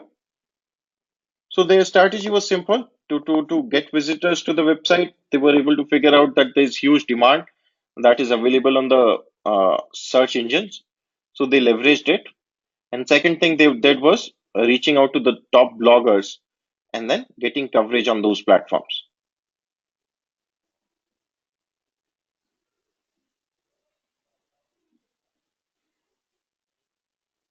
Which it will be taking a bit more examples.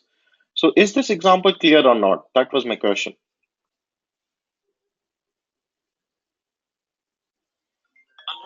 Guys, just give me a minute. I think there's a issue. Just a minute.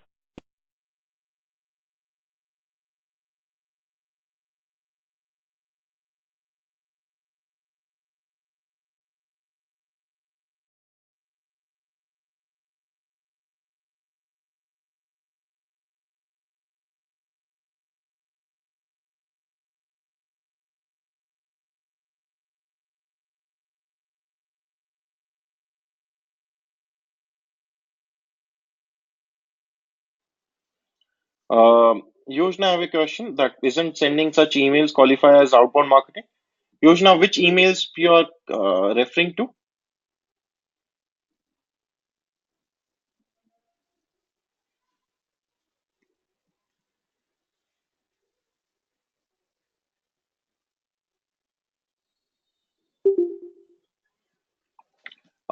Yojna, this email was not sent to users. Okay, this email was sent to bloggers.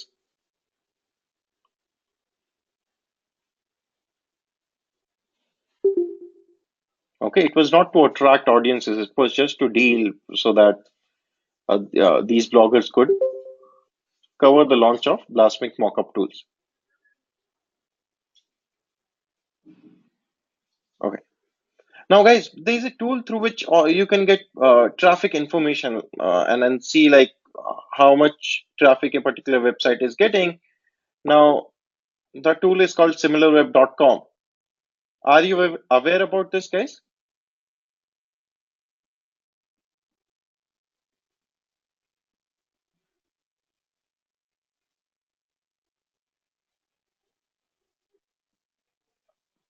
Okay, so let's learn a bit about this tool and see like what kind of information can you get about a website from this tool. So let's see like what kind of information does it provide about flipkart.com. Okay, so you have to type in a website URL and it will give you insights about that particular website.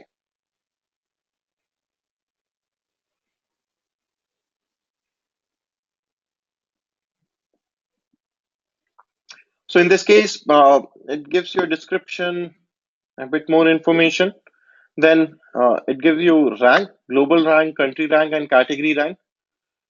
Not of that much use. Then if you scroll down, this is really important information. It gives you overview, traffic overview, last 6 months, month over month, how many visits that Flipkart.com had, and it gives you a snapshot of last month's engagement numbers.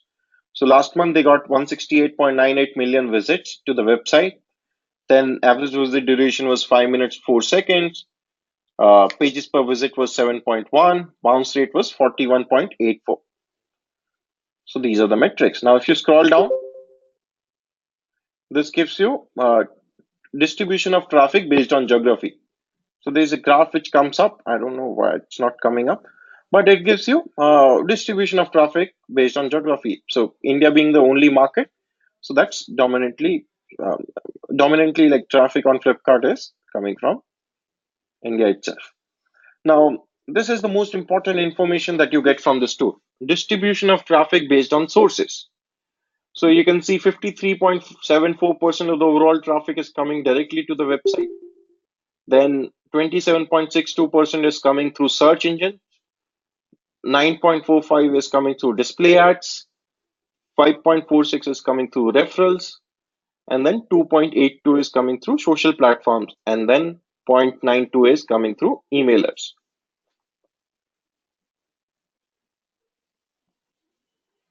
So this is how the distribution of traffic based on sources looks like.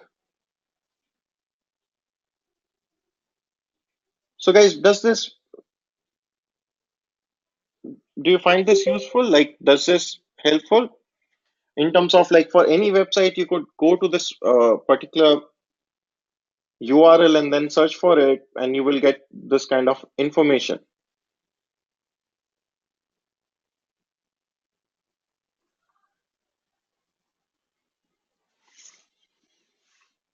Yes. So obviously, if you have a new website and if you will search for it, you will not get much information uh, on this because it requires a bit of history of a website so that it can track it. But once you have a website which have more than 50, 30, or 50,000 visits a month, you will be able to see numbers for it in this too.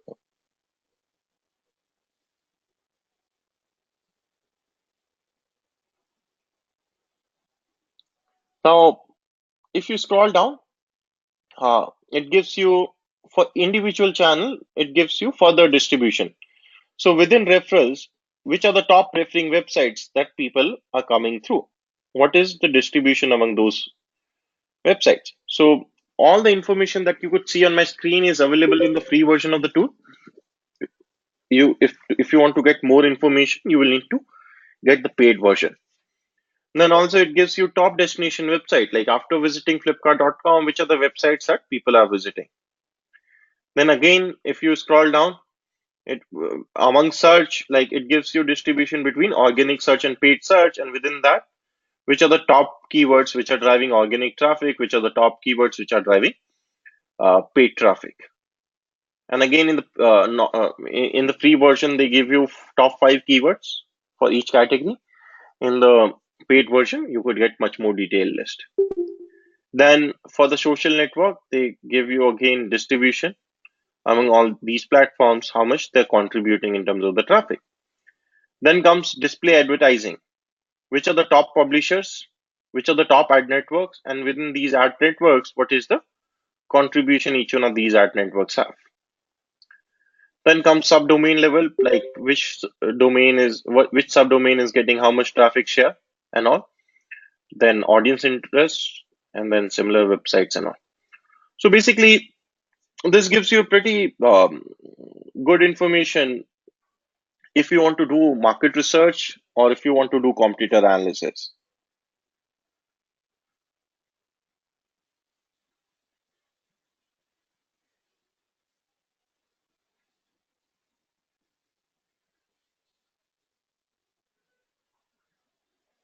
So guys, is this tool clear to each one of you?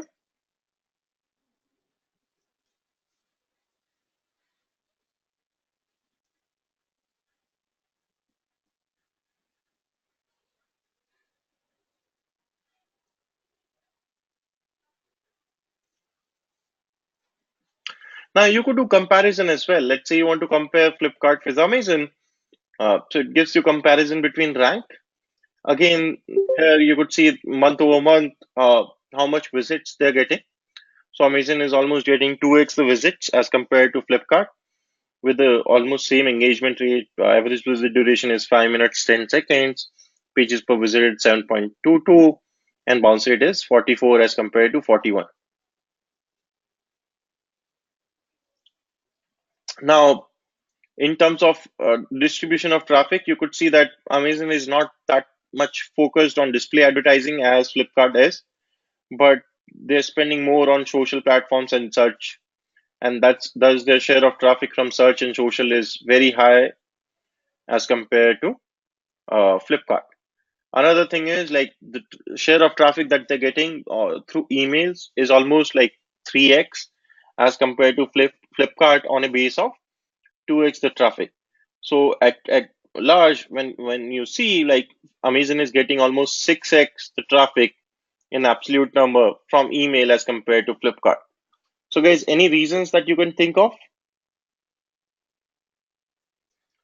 Like of what could be the reason of Amazon getting six times the traffic from email as compared to Flipkart?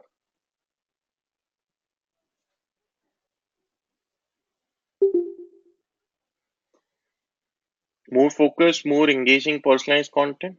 Anything else, guys? What else could be a reason?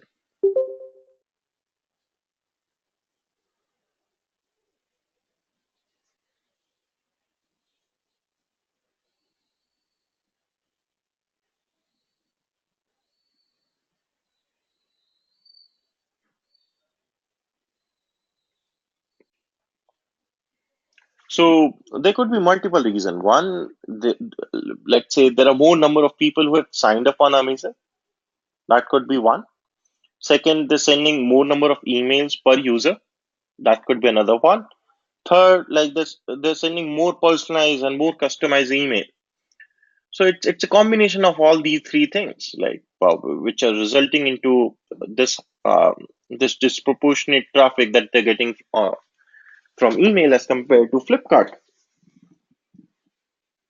So through this particular tool, you will be able to analyze the competitor's website, do market research, and understand uh, how the strategy of a business is changing month over month. So if you see these numbers month over month, you will be able to see like how Flipkart is focusing more on display advertising, and then from which month they started doing that, and where Amazon is spending more money on, and how it is changing month over month. So if you go through this particular tool, you will get much more information about all the websites that you want to analyze. Now coming back to the slide, guys. So the example of blast mix showed us like how exactly you can just focus on few things and then optimize and could you through that you will be able to reach to a level of 22 lakh visits a month. Now that's a huge base of visits that any business will want to attract. And then they were able to simply do it just through the two channels, referrals and such. Now another example is of of Viz Labs. Now Viz Labs was into online courses. They were into online education courses. Now they were able to reach to a level of 1 lakh visits in a month. Now how they were able to reach to that?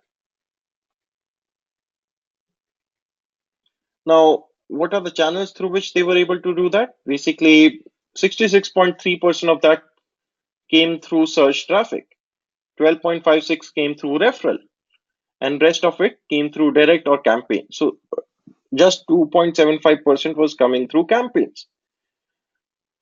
Now what we are looking here at is like they were able to again figure out that search engine have a lot of demand. So those among you who have completed search engine marketing or search engine optimization module, you must be knowing about keyword planner.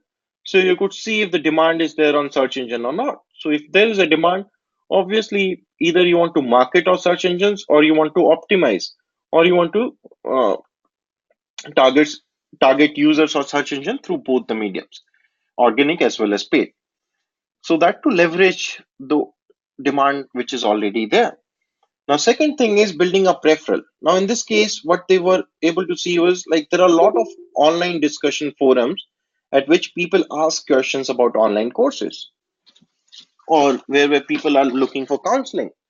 So there they started conversation, they started answering questions of people.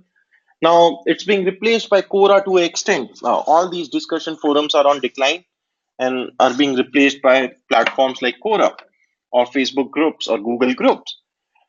Now, there have been businesses which have generated substantial chunk of traffic from Quora. And you will see on similar web for most of the businesses, the kind of traffic they're getting from Quora have increased substantially in last 1 year. So basically, for certain industry, like people typically ask questions and have that sort of need that sort of community support to reach to a decision making stage, and that's where these discussion forums comes into play. So in case of Viz Labs, that's the second most important traffic source that they had, and then rest of it came through direct, and 2.75% came through campaigns that they were doing. So it was a simple strategy, again, to see the demand that were there on the search, leveraging it, and then seeing like where else the demand is, and then they were able to figure out the discussion forums and focus there, and were simply able to reach to a level of 1 lakh visits a month. Is this example clear, guys? Now, both these two examples are very simplistic to make you understand like how easy it is to see the demand and based on that optimize and work so that um, to get the traffic to the website.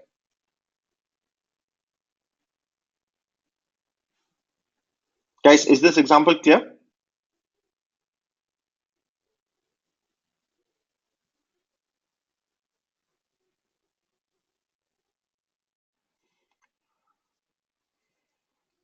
I think, guys, things will be much more clearer once we go through the task. We'll take up a business case and try to build a strategy to attract audience for that business. So we'll go through step by step and see like how you can build this strategy. I think that's where it will get all clear in your mind on how exactly you can do this. Yes, Jyoti. So we'll see like how you can identify the right channels, how you can prioritize among those channels, and build a comprehensive strategy to attract audience. Now, another thing, once you are able to understand which channels can provide you with traffic, how you can attract them. Now, another thing which comes to people's mind is how to think of inbound in all your marketing initiatives. How to increase the possibility of attracting audiences through all your marketing initiatives. Then there is this concept of engagement magnets. Basically, for the piece of content that you're building up, let me explain this. I think this is a bit. on the side face. So for every piece of content that you're building up, could be an ad, could be a landing page, could be a website, could be an email. So for any of the piece of content that one can build up, there is an engagement that they want to drive. On ad, maybe you want customer to click on the ad. On a landing page, you want people to fill up a form. On a website, you want people to try your product. On an email, you want customer to click on the link in the email.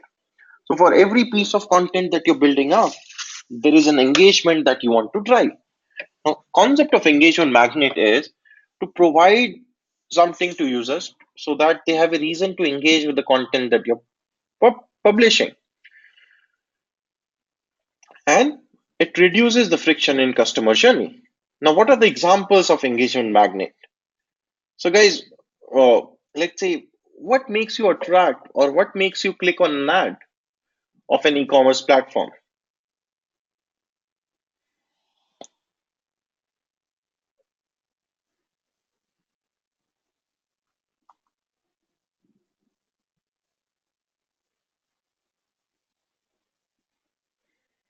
Or let's take example of digital vidya itself. Like, what makes you like once you land onto the website or on the ads itself, like what makes you click on the ad? Creative part is one, but in terms of messaging, like, is there something? Is there a message? Okay, offers could be one. What else?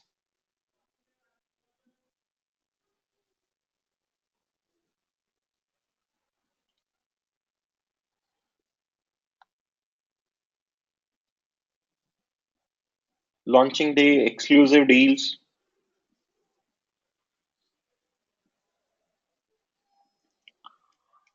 career building. What about webinars, free orientation session? Guys, does did that play any role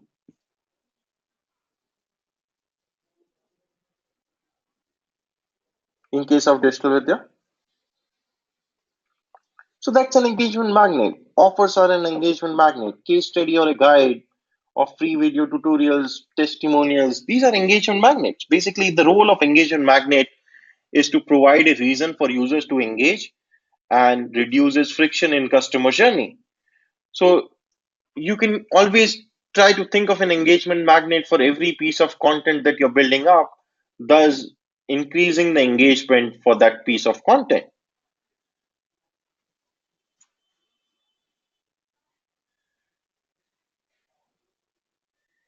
So depending on which type of content you're building up, what it is, you could think of an engagement magnet there. Jyoti, it's not that engaging, but the thing is, like, because all these publishers want to push it, they're giving more reach to the content that you publish in, in video. So that simply push video content more. Now, guys, let's simply get to the exercise and then see like how you can build a strategy to attract audiences for the business. Like, what are the channels that are available? How you can really select among all available channels.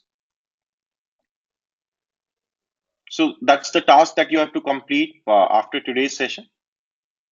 So, any suggestion on the business case that you want to discuss, guys, for which we can build up a strategy to attract audience?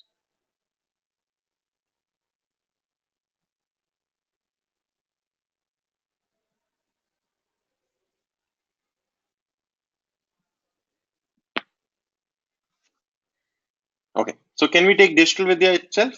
Because each one of you have gone through the customer journey, and then you will be able to relate to all of you will be able to relate to the questions that you may had, channels you came from, messages that work for you.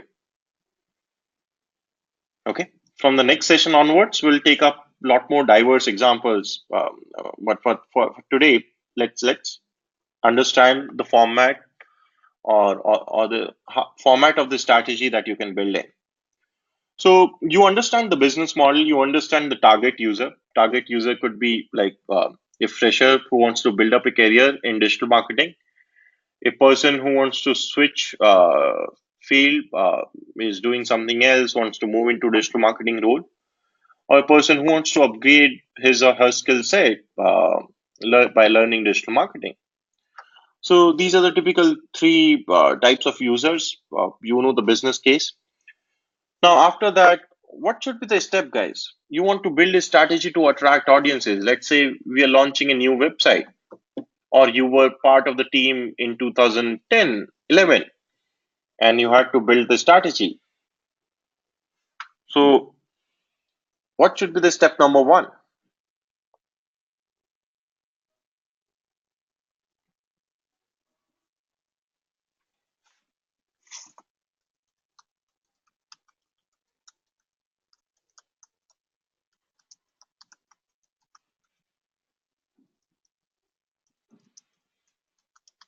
Guys, anything you could think of?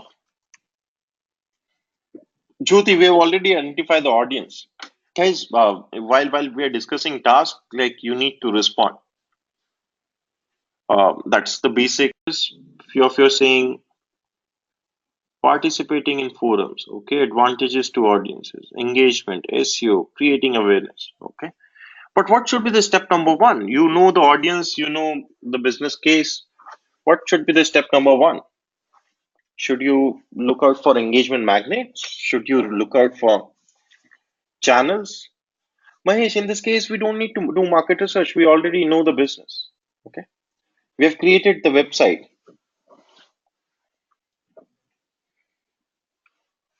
We already have digitalvidya.com. That's where our objective is to attract audience. Guys, always when you get confused, remember the objective. I've written in it just for a few of you who will forget the objective again and again.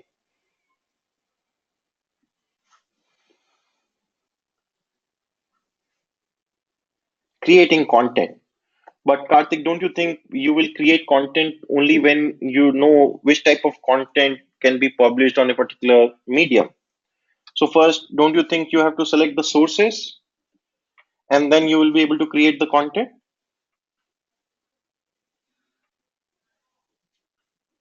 Research for relevant channels to connect with audience.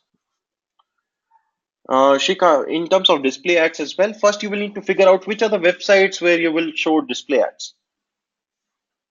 Don't you think so?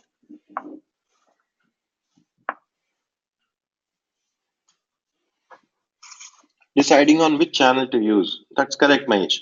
So first, basically, step number one for any strategy to attract audiences, list, create list of sources. So Shika, basically, what my point was like, we need to create list of sources where we'll be able to find the relevant audience, and then see like what type of content we want to build up, how we want to target those users. So guys, which are the websites where we'll be able to find the relevant audience, or which are the platforms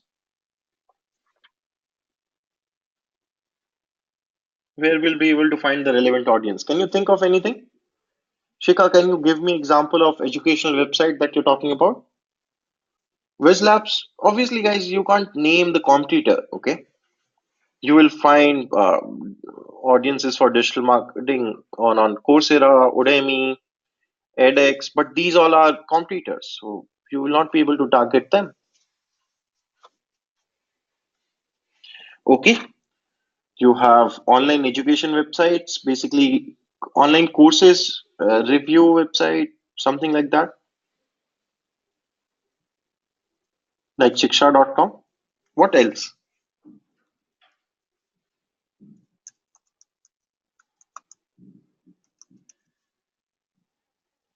Okay, Quora. What else? Vijit have mentioned job websites. Do you agree, guys? We'll be able to find the relevant audience there.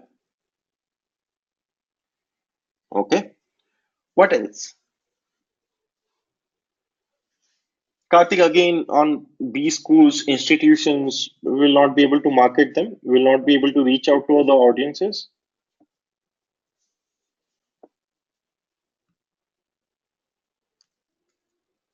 Tanu, which online communities you're talking about? Can you name one or two websites there?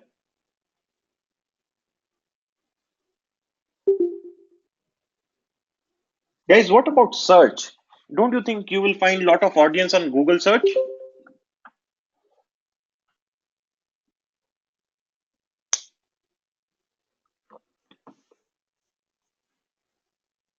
People looking,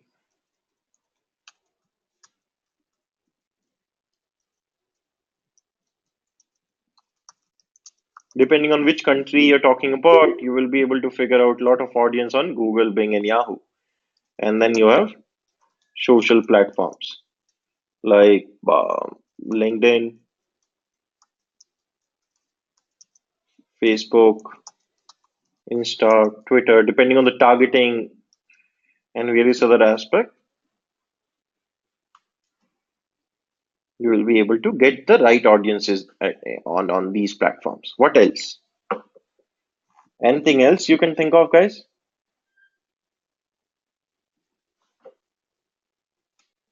So these platforms include the communities that will be available. Groups, digital marketing groups on LinkedIn, Facebook are included. Vivek, we'll come to the keywords again, but I think I missed your point on including search engine. But we have included that anyways, so that's fine. What else? Okay, YouTube as well. We can include it here. Anything else, guys, you can think of? So search engines, social media platforms, websites like shiksha.com, where you can get reviews of lot of courses, Quora, job portals. What else? Okay, so guys, let's leave aside all the social platforms here included. Tumblr as well. Okay. Pinterest, everything. Okay.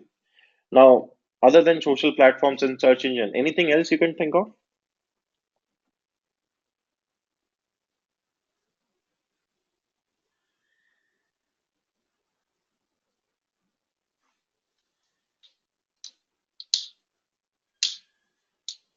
Akshit, we're talking about the sources. Which platform? Maybe you want to engage influencers on Instagram, Facebook, LinkedIn, maybe on Quora. Like so that's we're talking about the platforms. Which type of blogs, Vijit?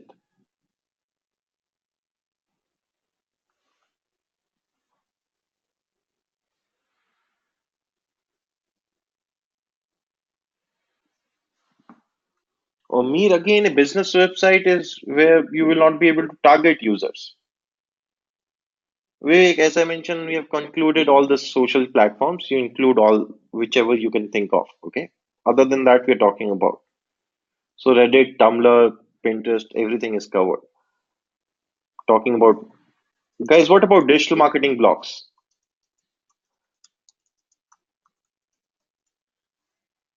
That's a good suggestion, Akshay. What else? Maybe startup news portal like Your Story, INC42. Shubham, how will we able to find audiences relevant for digital marketing on logistic website?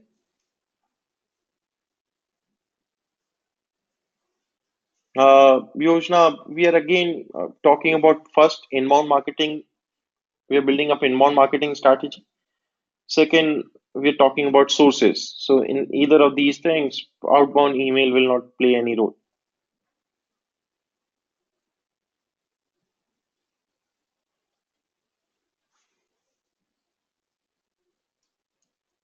That's a good suggestion, Vivek.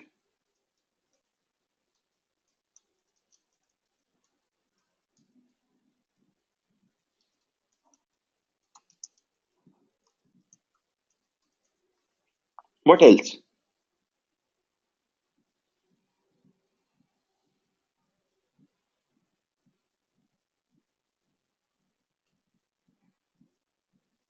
Okay, so in the step number one, what you do is you create list of all the sources where your potential audience could be visiting.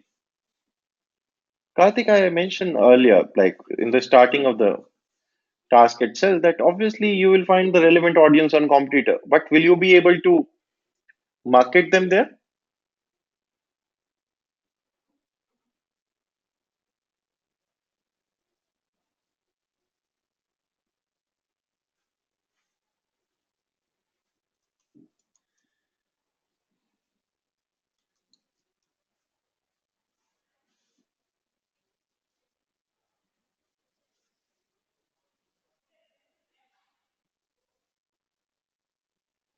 Vivek, how can you do that?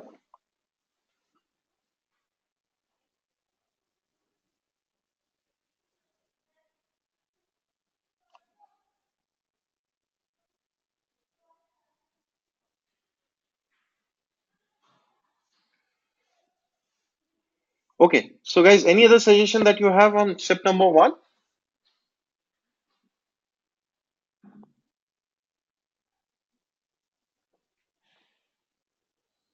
Vivek, you can keep a screenshot of that ad and send next time,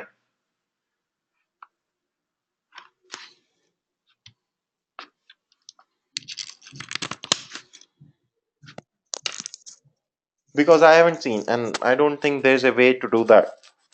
But in any case, like if somehow it's possible, you should not do it. It will not help in any case. But so let's move to the step number two. So in the step number one, but Akshit, we're talking about the sources. Will be able to find right audiences on Google or not? That is the question that I've asked. People who are interested in digital marketing, will we be able to find them on Google? Yes or no? That was the simple question. Now that's why we included it here. Now guys, you have created list of sources where you will be able to find out and engage potential audiences who are interested in digital marketing. Now what should be the next step? You have, let's say you have created list of hundred of sources, hundreds of websites that you were able to think through. Now what should be the step number two?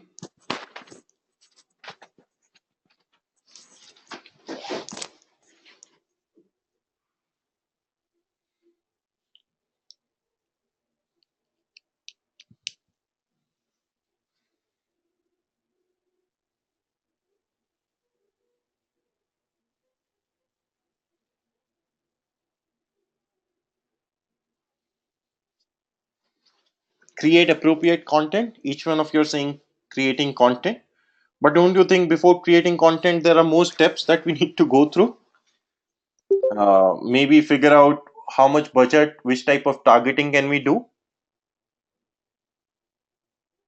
or deciding budget, maybe prioritizing these channels, because there may be 100 websites where you can promote, but on different websites you will have to put up different effort. So maybe you want to figure out the potential. Based on that, you will be able to budget it around.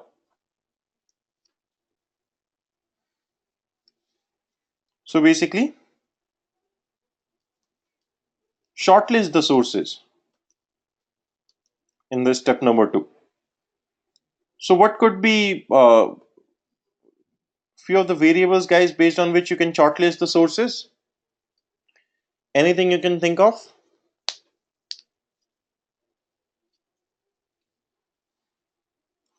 Let's say you have Facebook, you have Google, you have your story, you have IM jobs. Among these four, if you have to shortlist, what criteria should you implement? Like obviously on each one of these four platforms, you will be able to target audience which is interested in digital marketing. But if you have to prioritize among these four sources, which how you should decide that?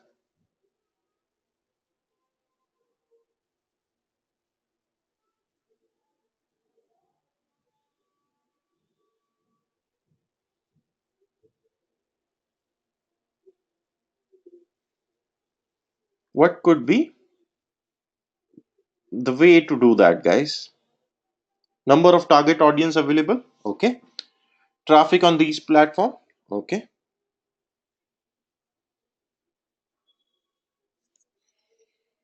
basically potential reach. Can we say that, guys? What is the potential reach that we can get from each one of these platforms?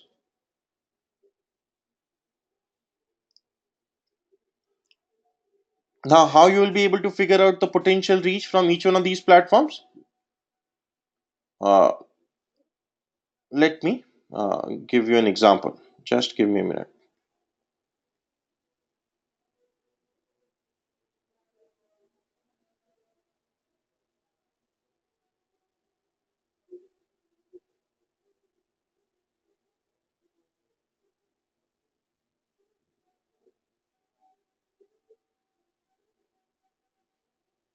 Okay, it's not opening up. Uh, just a minute, guys.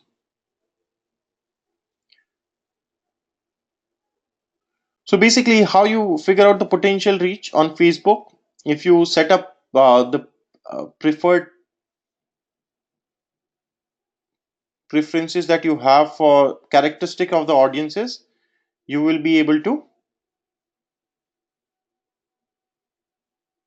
figure out like how much audience that is there which qualifies for the criteria that you have selected. So you can simply put up the criteria there and you will be able to see what kind of reach that you can get through Facebook. On Google as well, basically you can write down the keywords and based on that Google will tell you how many people monthly are searching for the keywords that you have put down. Again, through that you will be able to figure out the potential reach that you can get from Google. For every other website, either they will have their own platform or you need to go to similar web to see like what kind of potential audience that they are attracting, and based on that you will be able to select and then see. So let me show you on Google and Facebook how you can figure out the potential reach that you can get.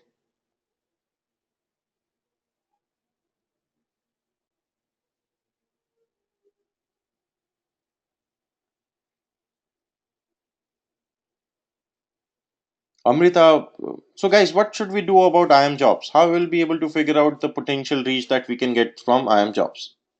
Can you think of anything?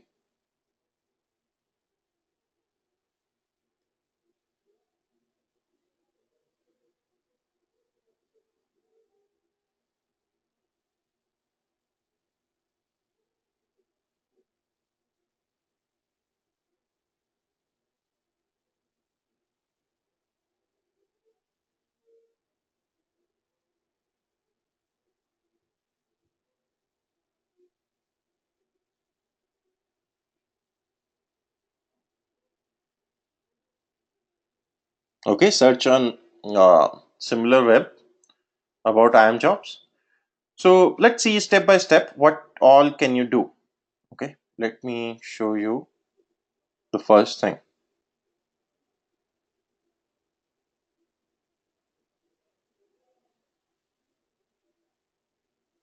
So let me show you on Google how you can do this. On Google, if you sign up on Google AdWords, you can go to tools. Within tool, you get keyword planner. So here in this keyword planner, you could select, you could type in the keywords. Let's say you type in the keywords like digital marketing course. People will be looking out for this keyword on digital marketing training. And you can type in like hundreds of keywords here. Select like what is your targeting location, language, any negative keywords, and then click on get ideas. So Google will provide you like how many people are searching for keywords related to what you have put in.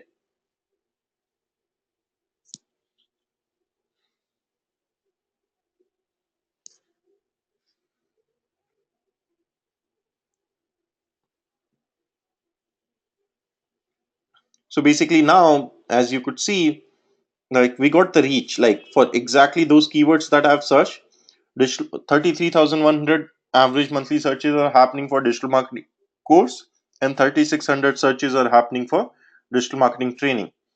And then Google gives you related keywords as well, like people who are searching for keywords related to what I have mentioned, and what is the collective number altogether. So month over month, how many people are searching? So almost like more than 3 lakh people are searching for digital marketing courses and training related keyword on Google search every month. So what we are looking at is Google, through Google we can get to a reach of 36 lakh people annually. Is this clear, guys? How we can figure out the reach on Google?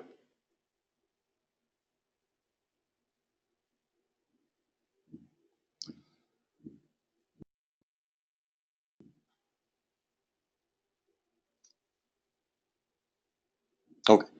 On Facebook as well, you go to Google, you go to Facebook ads, and then when you're creating an ad, when you're creating a particular ad set, here you will need to filter out all the audiences, like characteristic of the audience that you want to target. Let's say I've put down all the colleges that I want to target. So these are the colleges that people I want to target, customers who are studying in these colleges, and then Facebook gives me the potential reach that I can get from the targeting that I've selected. So potential reach is 41 lakh for the people who studied in any of these colleges. And then with these, like obviously I have filtering criteria for location, age group, and various other parameters. Is this clear, guys?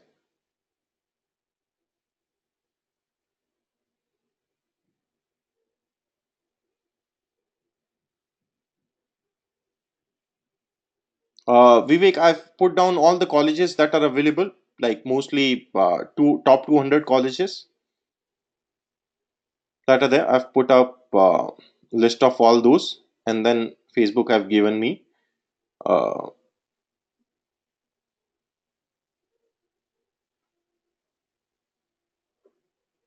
potential reach that I can have based on people who passed out from these colleges. Yes, that's an example that I've taken, Vivek, Vijit, so that I can show you how Facebook can show you the potential reach. Okay, we can target them based on location, age again. That will further help uh, in customizing the targeting.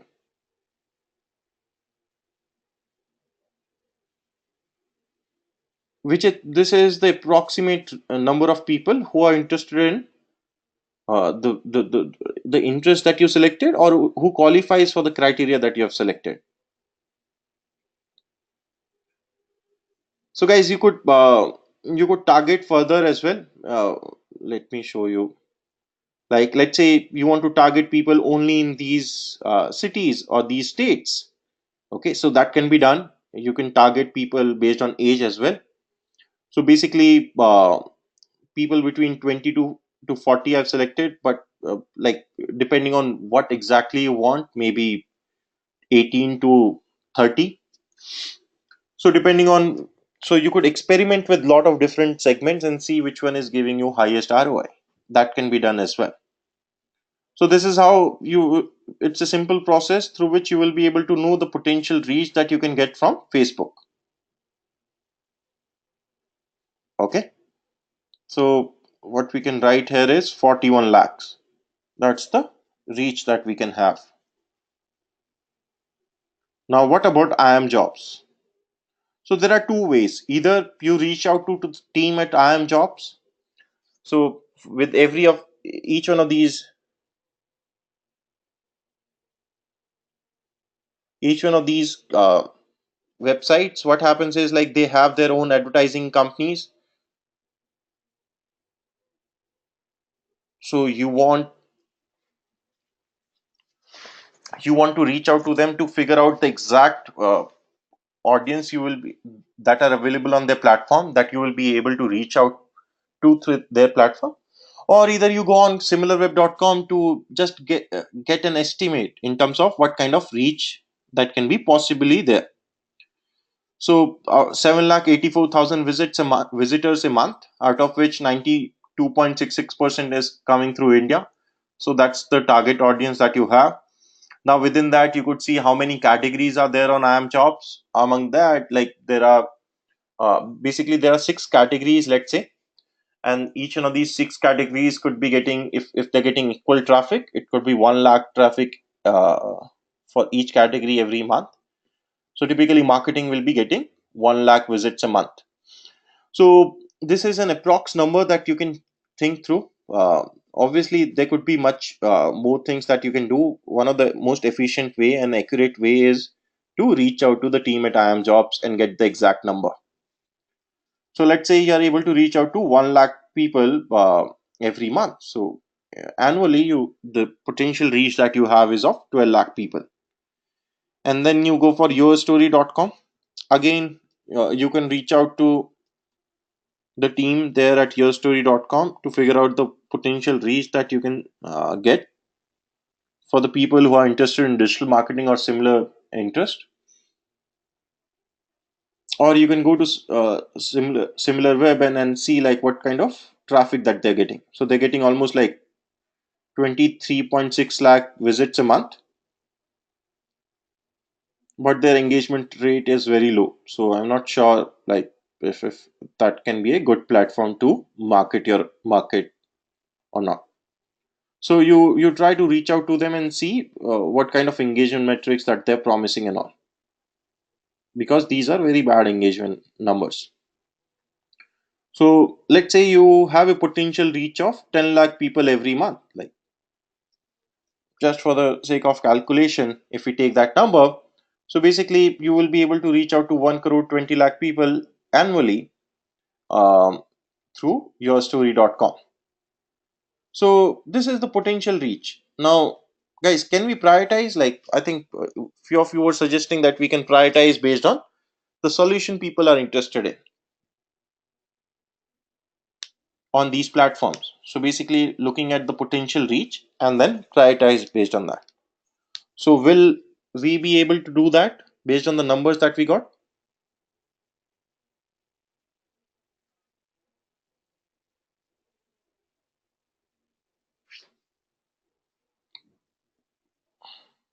So how to prioritize among these four channels? Tell me.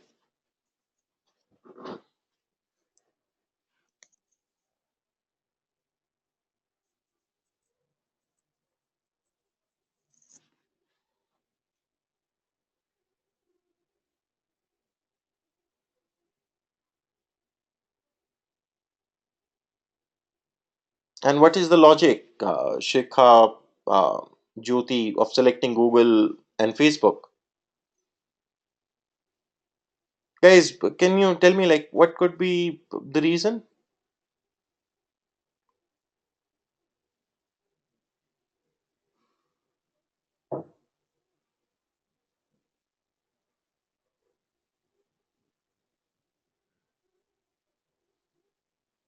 Cost per engagement for each, okay. Number of reach looking for it, people looking for it,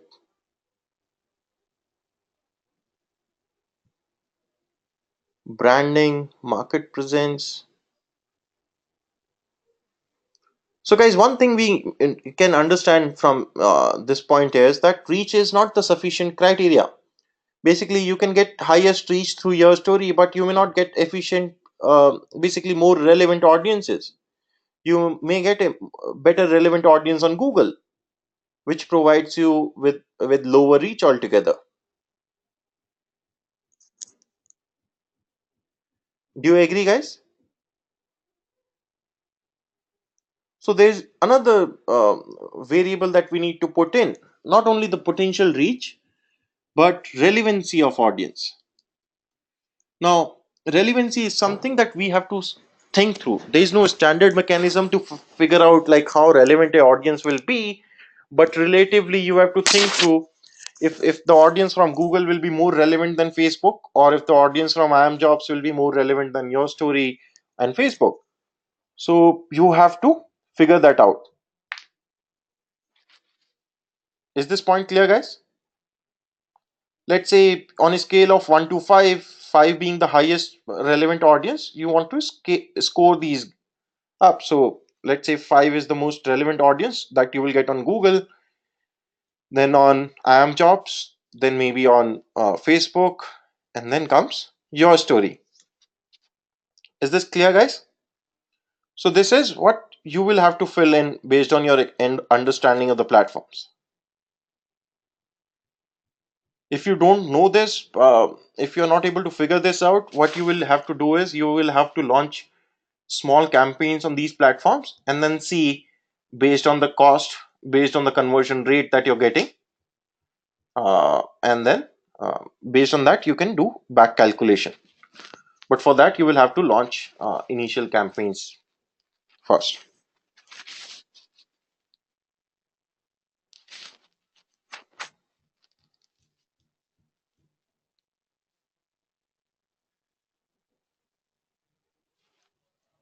Yojana, I will come to your question in the step number 3.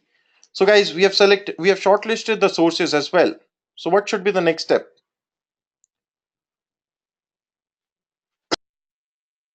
Yojana, we haven't decided on the budget yet. So budget is uh, not a point till now, till step number 2. So what should be the step number 3, guys?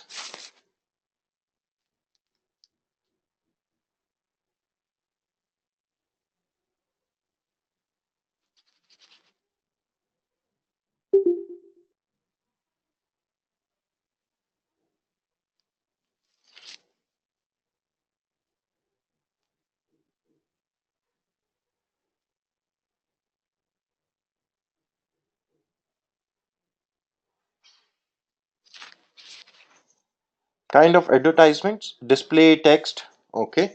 Which are the key sources, important source among the shortlisted sources? Pawan, we have already shortlisted the sources. Basically, we have figured out which are the important sources, okay. So again, more level of filtering is not required. All the filtering that you have to do on the sources part, you have done it in the step number 2. Now, on each one of these sources, guys, in how many ways can you target? I think for each one of these sources, you can think of multiple ways. So here, you have to shortlist mediums. Basically, medium is the targeting mechanism that you choose. Now, on each one of these platforms, let's discuss what are the possible mediums that are available. On Facebook, you can push organic posts and all. You could do paid display campaign. On Google as well, you could optimize your website for organic search. You could do paid marketing. On your story, you could do paid display ads. You could make them work as an affiliate, or you could send an email to their subscribers. And same thing you can do on IAM jobs. So these are the available mediums for each one of these channels, for each one of these sources. Is this clear, guys?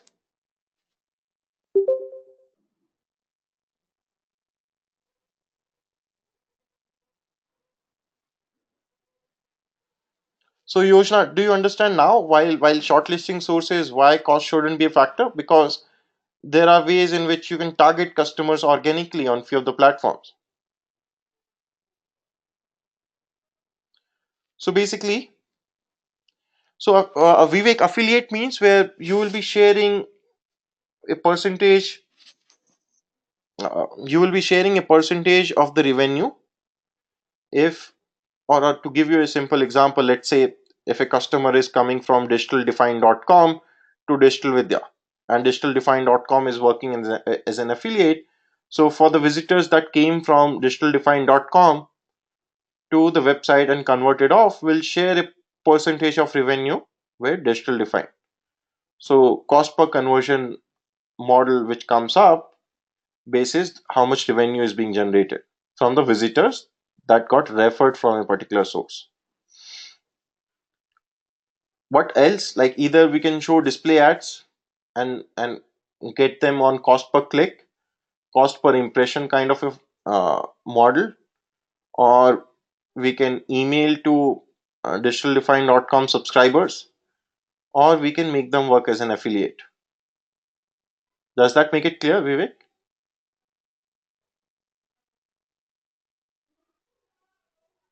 Okay.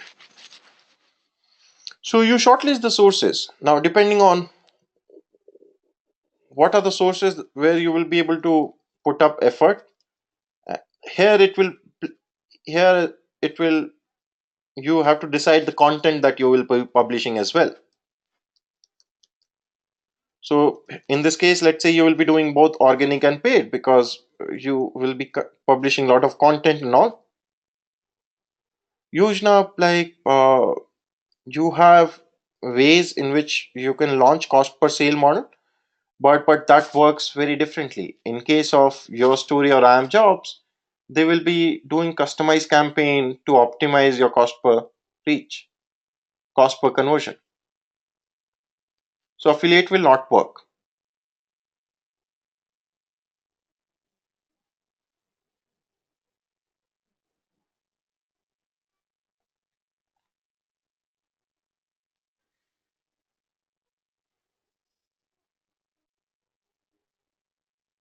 Affiliate works only where the only paying model will be when the conversion happen, you will pay the affiliate. Other than that, you will not pay for any visits or any other impression that got. But in case of Google, even if you're optimizing for cost per conversion, in certain ways, if you're not able to do that, it will not, the campaign will not scale up, and you are the owner of the overall platform.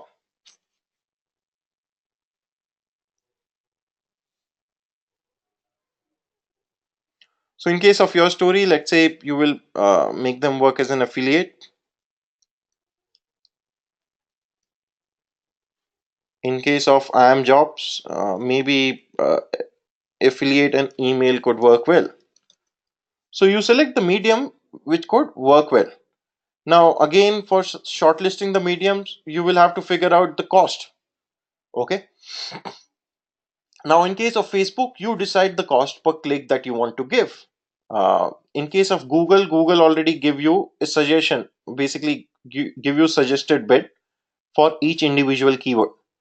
Can you see the suggested bid number here, guys? For each individual keyword, it gives you suggested bid. So based on that, you can figure out, like, for the potential reach that you're getting, what kind of cost can you incur.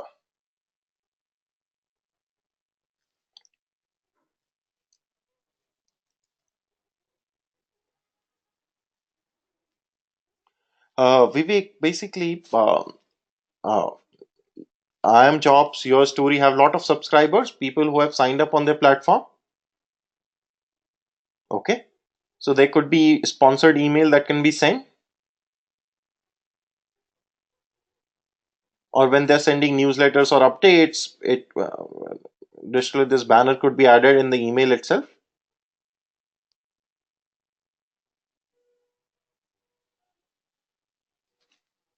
Okay. So basically, you figure out the cost that it will incur for each one of these platforms. Let's say in case of Facebook, you will keep it at 10 rupees, because you have to decide while deciding the campaign, when launching the campaign, you decide how much cost per click you're willing to pay. On Google, it's suggesting you multiple amounts. If you average it out, you will get the final number. So let's say you will have to pay anywhere around 130 to 150. If you make your story work as an affiliate, you're ready to pay around 500 rupees cost per conversion.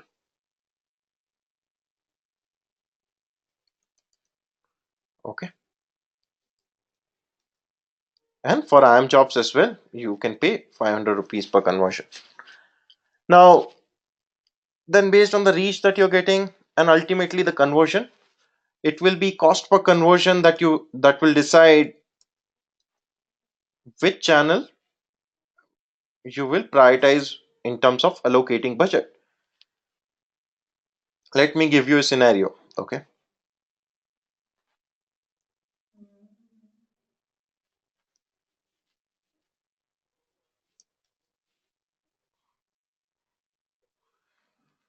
So basically, let's say you're getting your cost per conversion for your story and I am jobs is 500 rupees. For Facebook, it's 800, and for Google, it's for Facebook, it's 600. For Google, it's 800. Now, which one should you prioritize, guys? Obviously, on Google, you're getting more relevant users, but there's a lot of competition, and due to that, your cost is very high. So you may want to prioritize your story, I am jobs more as compared to Google, and then focus on Facebook before Google. So you scale up these three and then simultaneously work on Google. Obviously, you don't leave aside a source. You always have a bit of presence on each one of these sources, but allocate more budget for the on the channel which is giving you highest reach.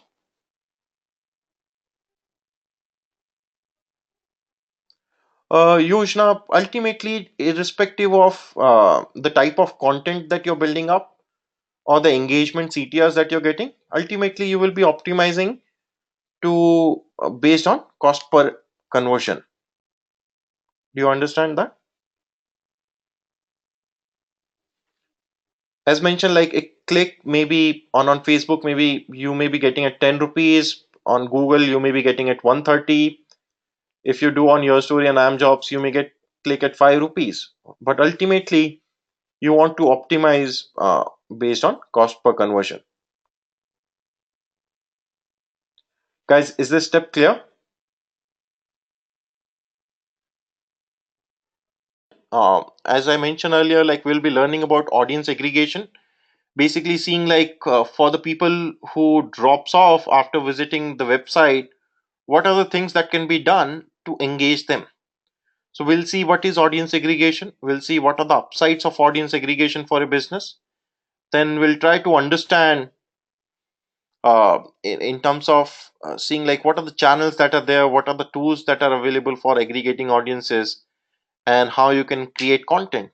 And then at the end of the session, we'll take up a business case and see like how we can build up audience aggregation strategy for a business. So Sumit, with the recording of the session, you will be receiving this particular Excel sheet.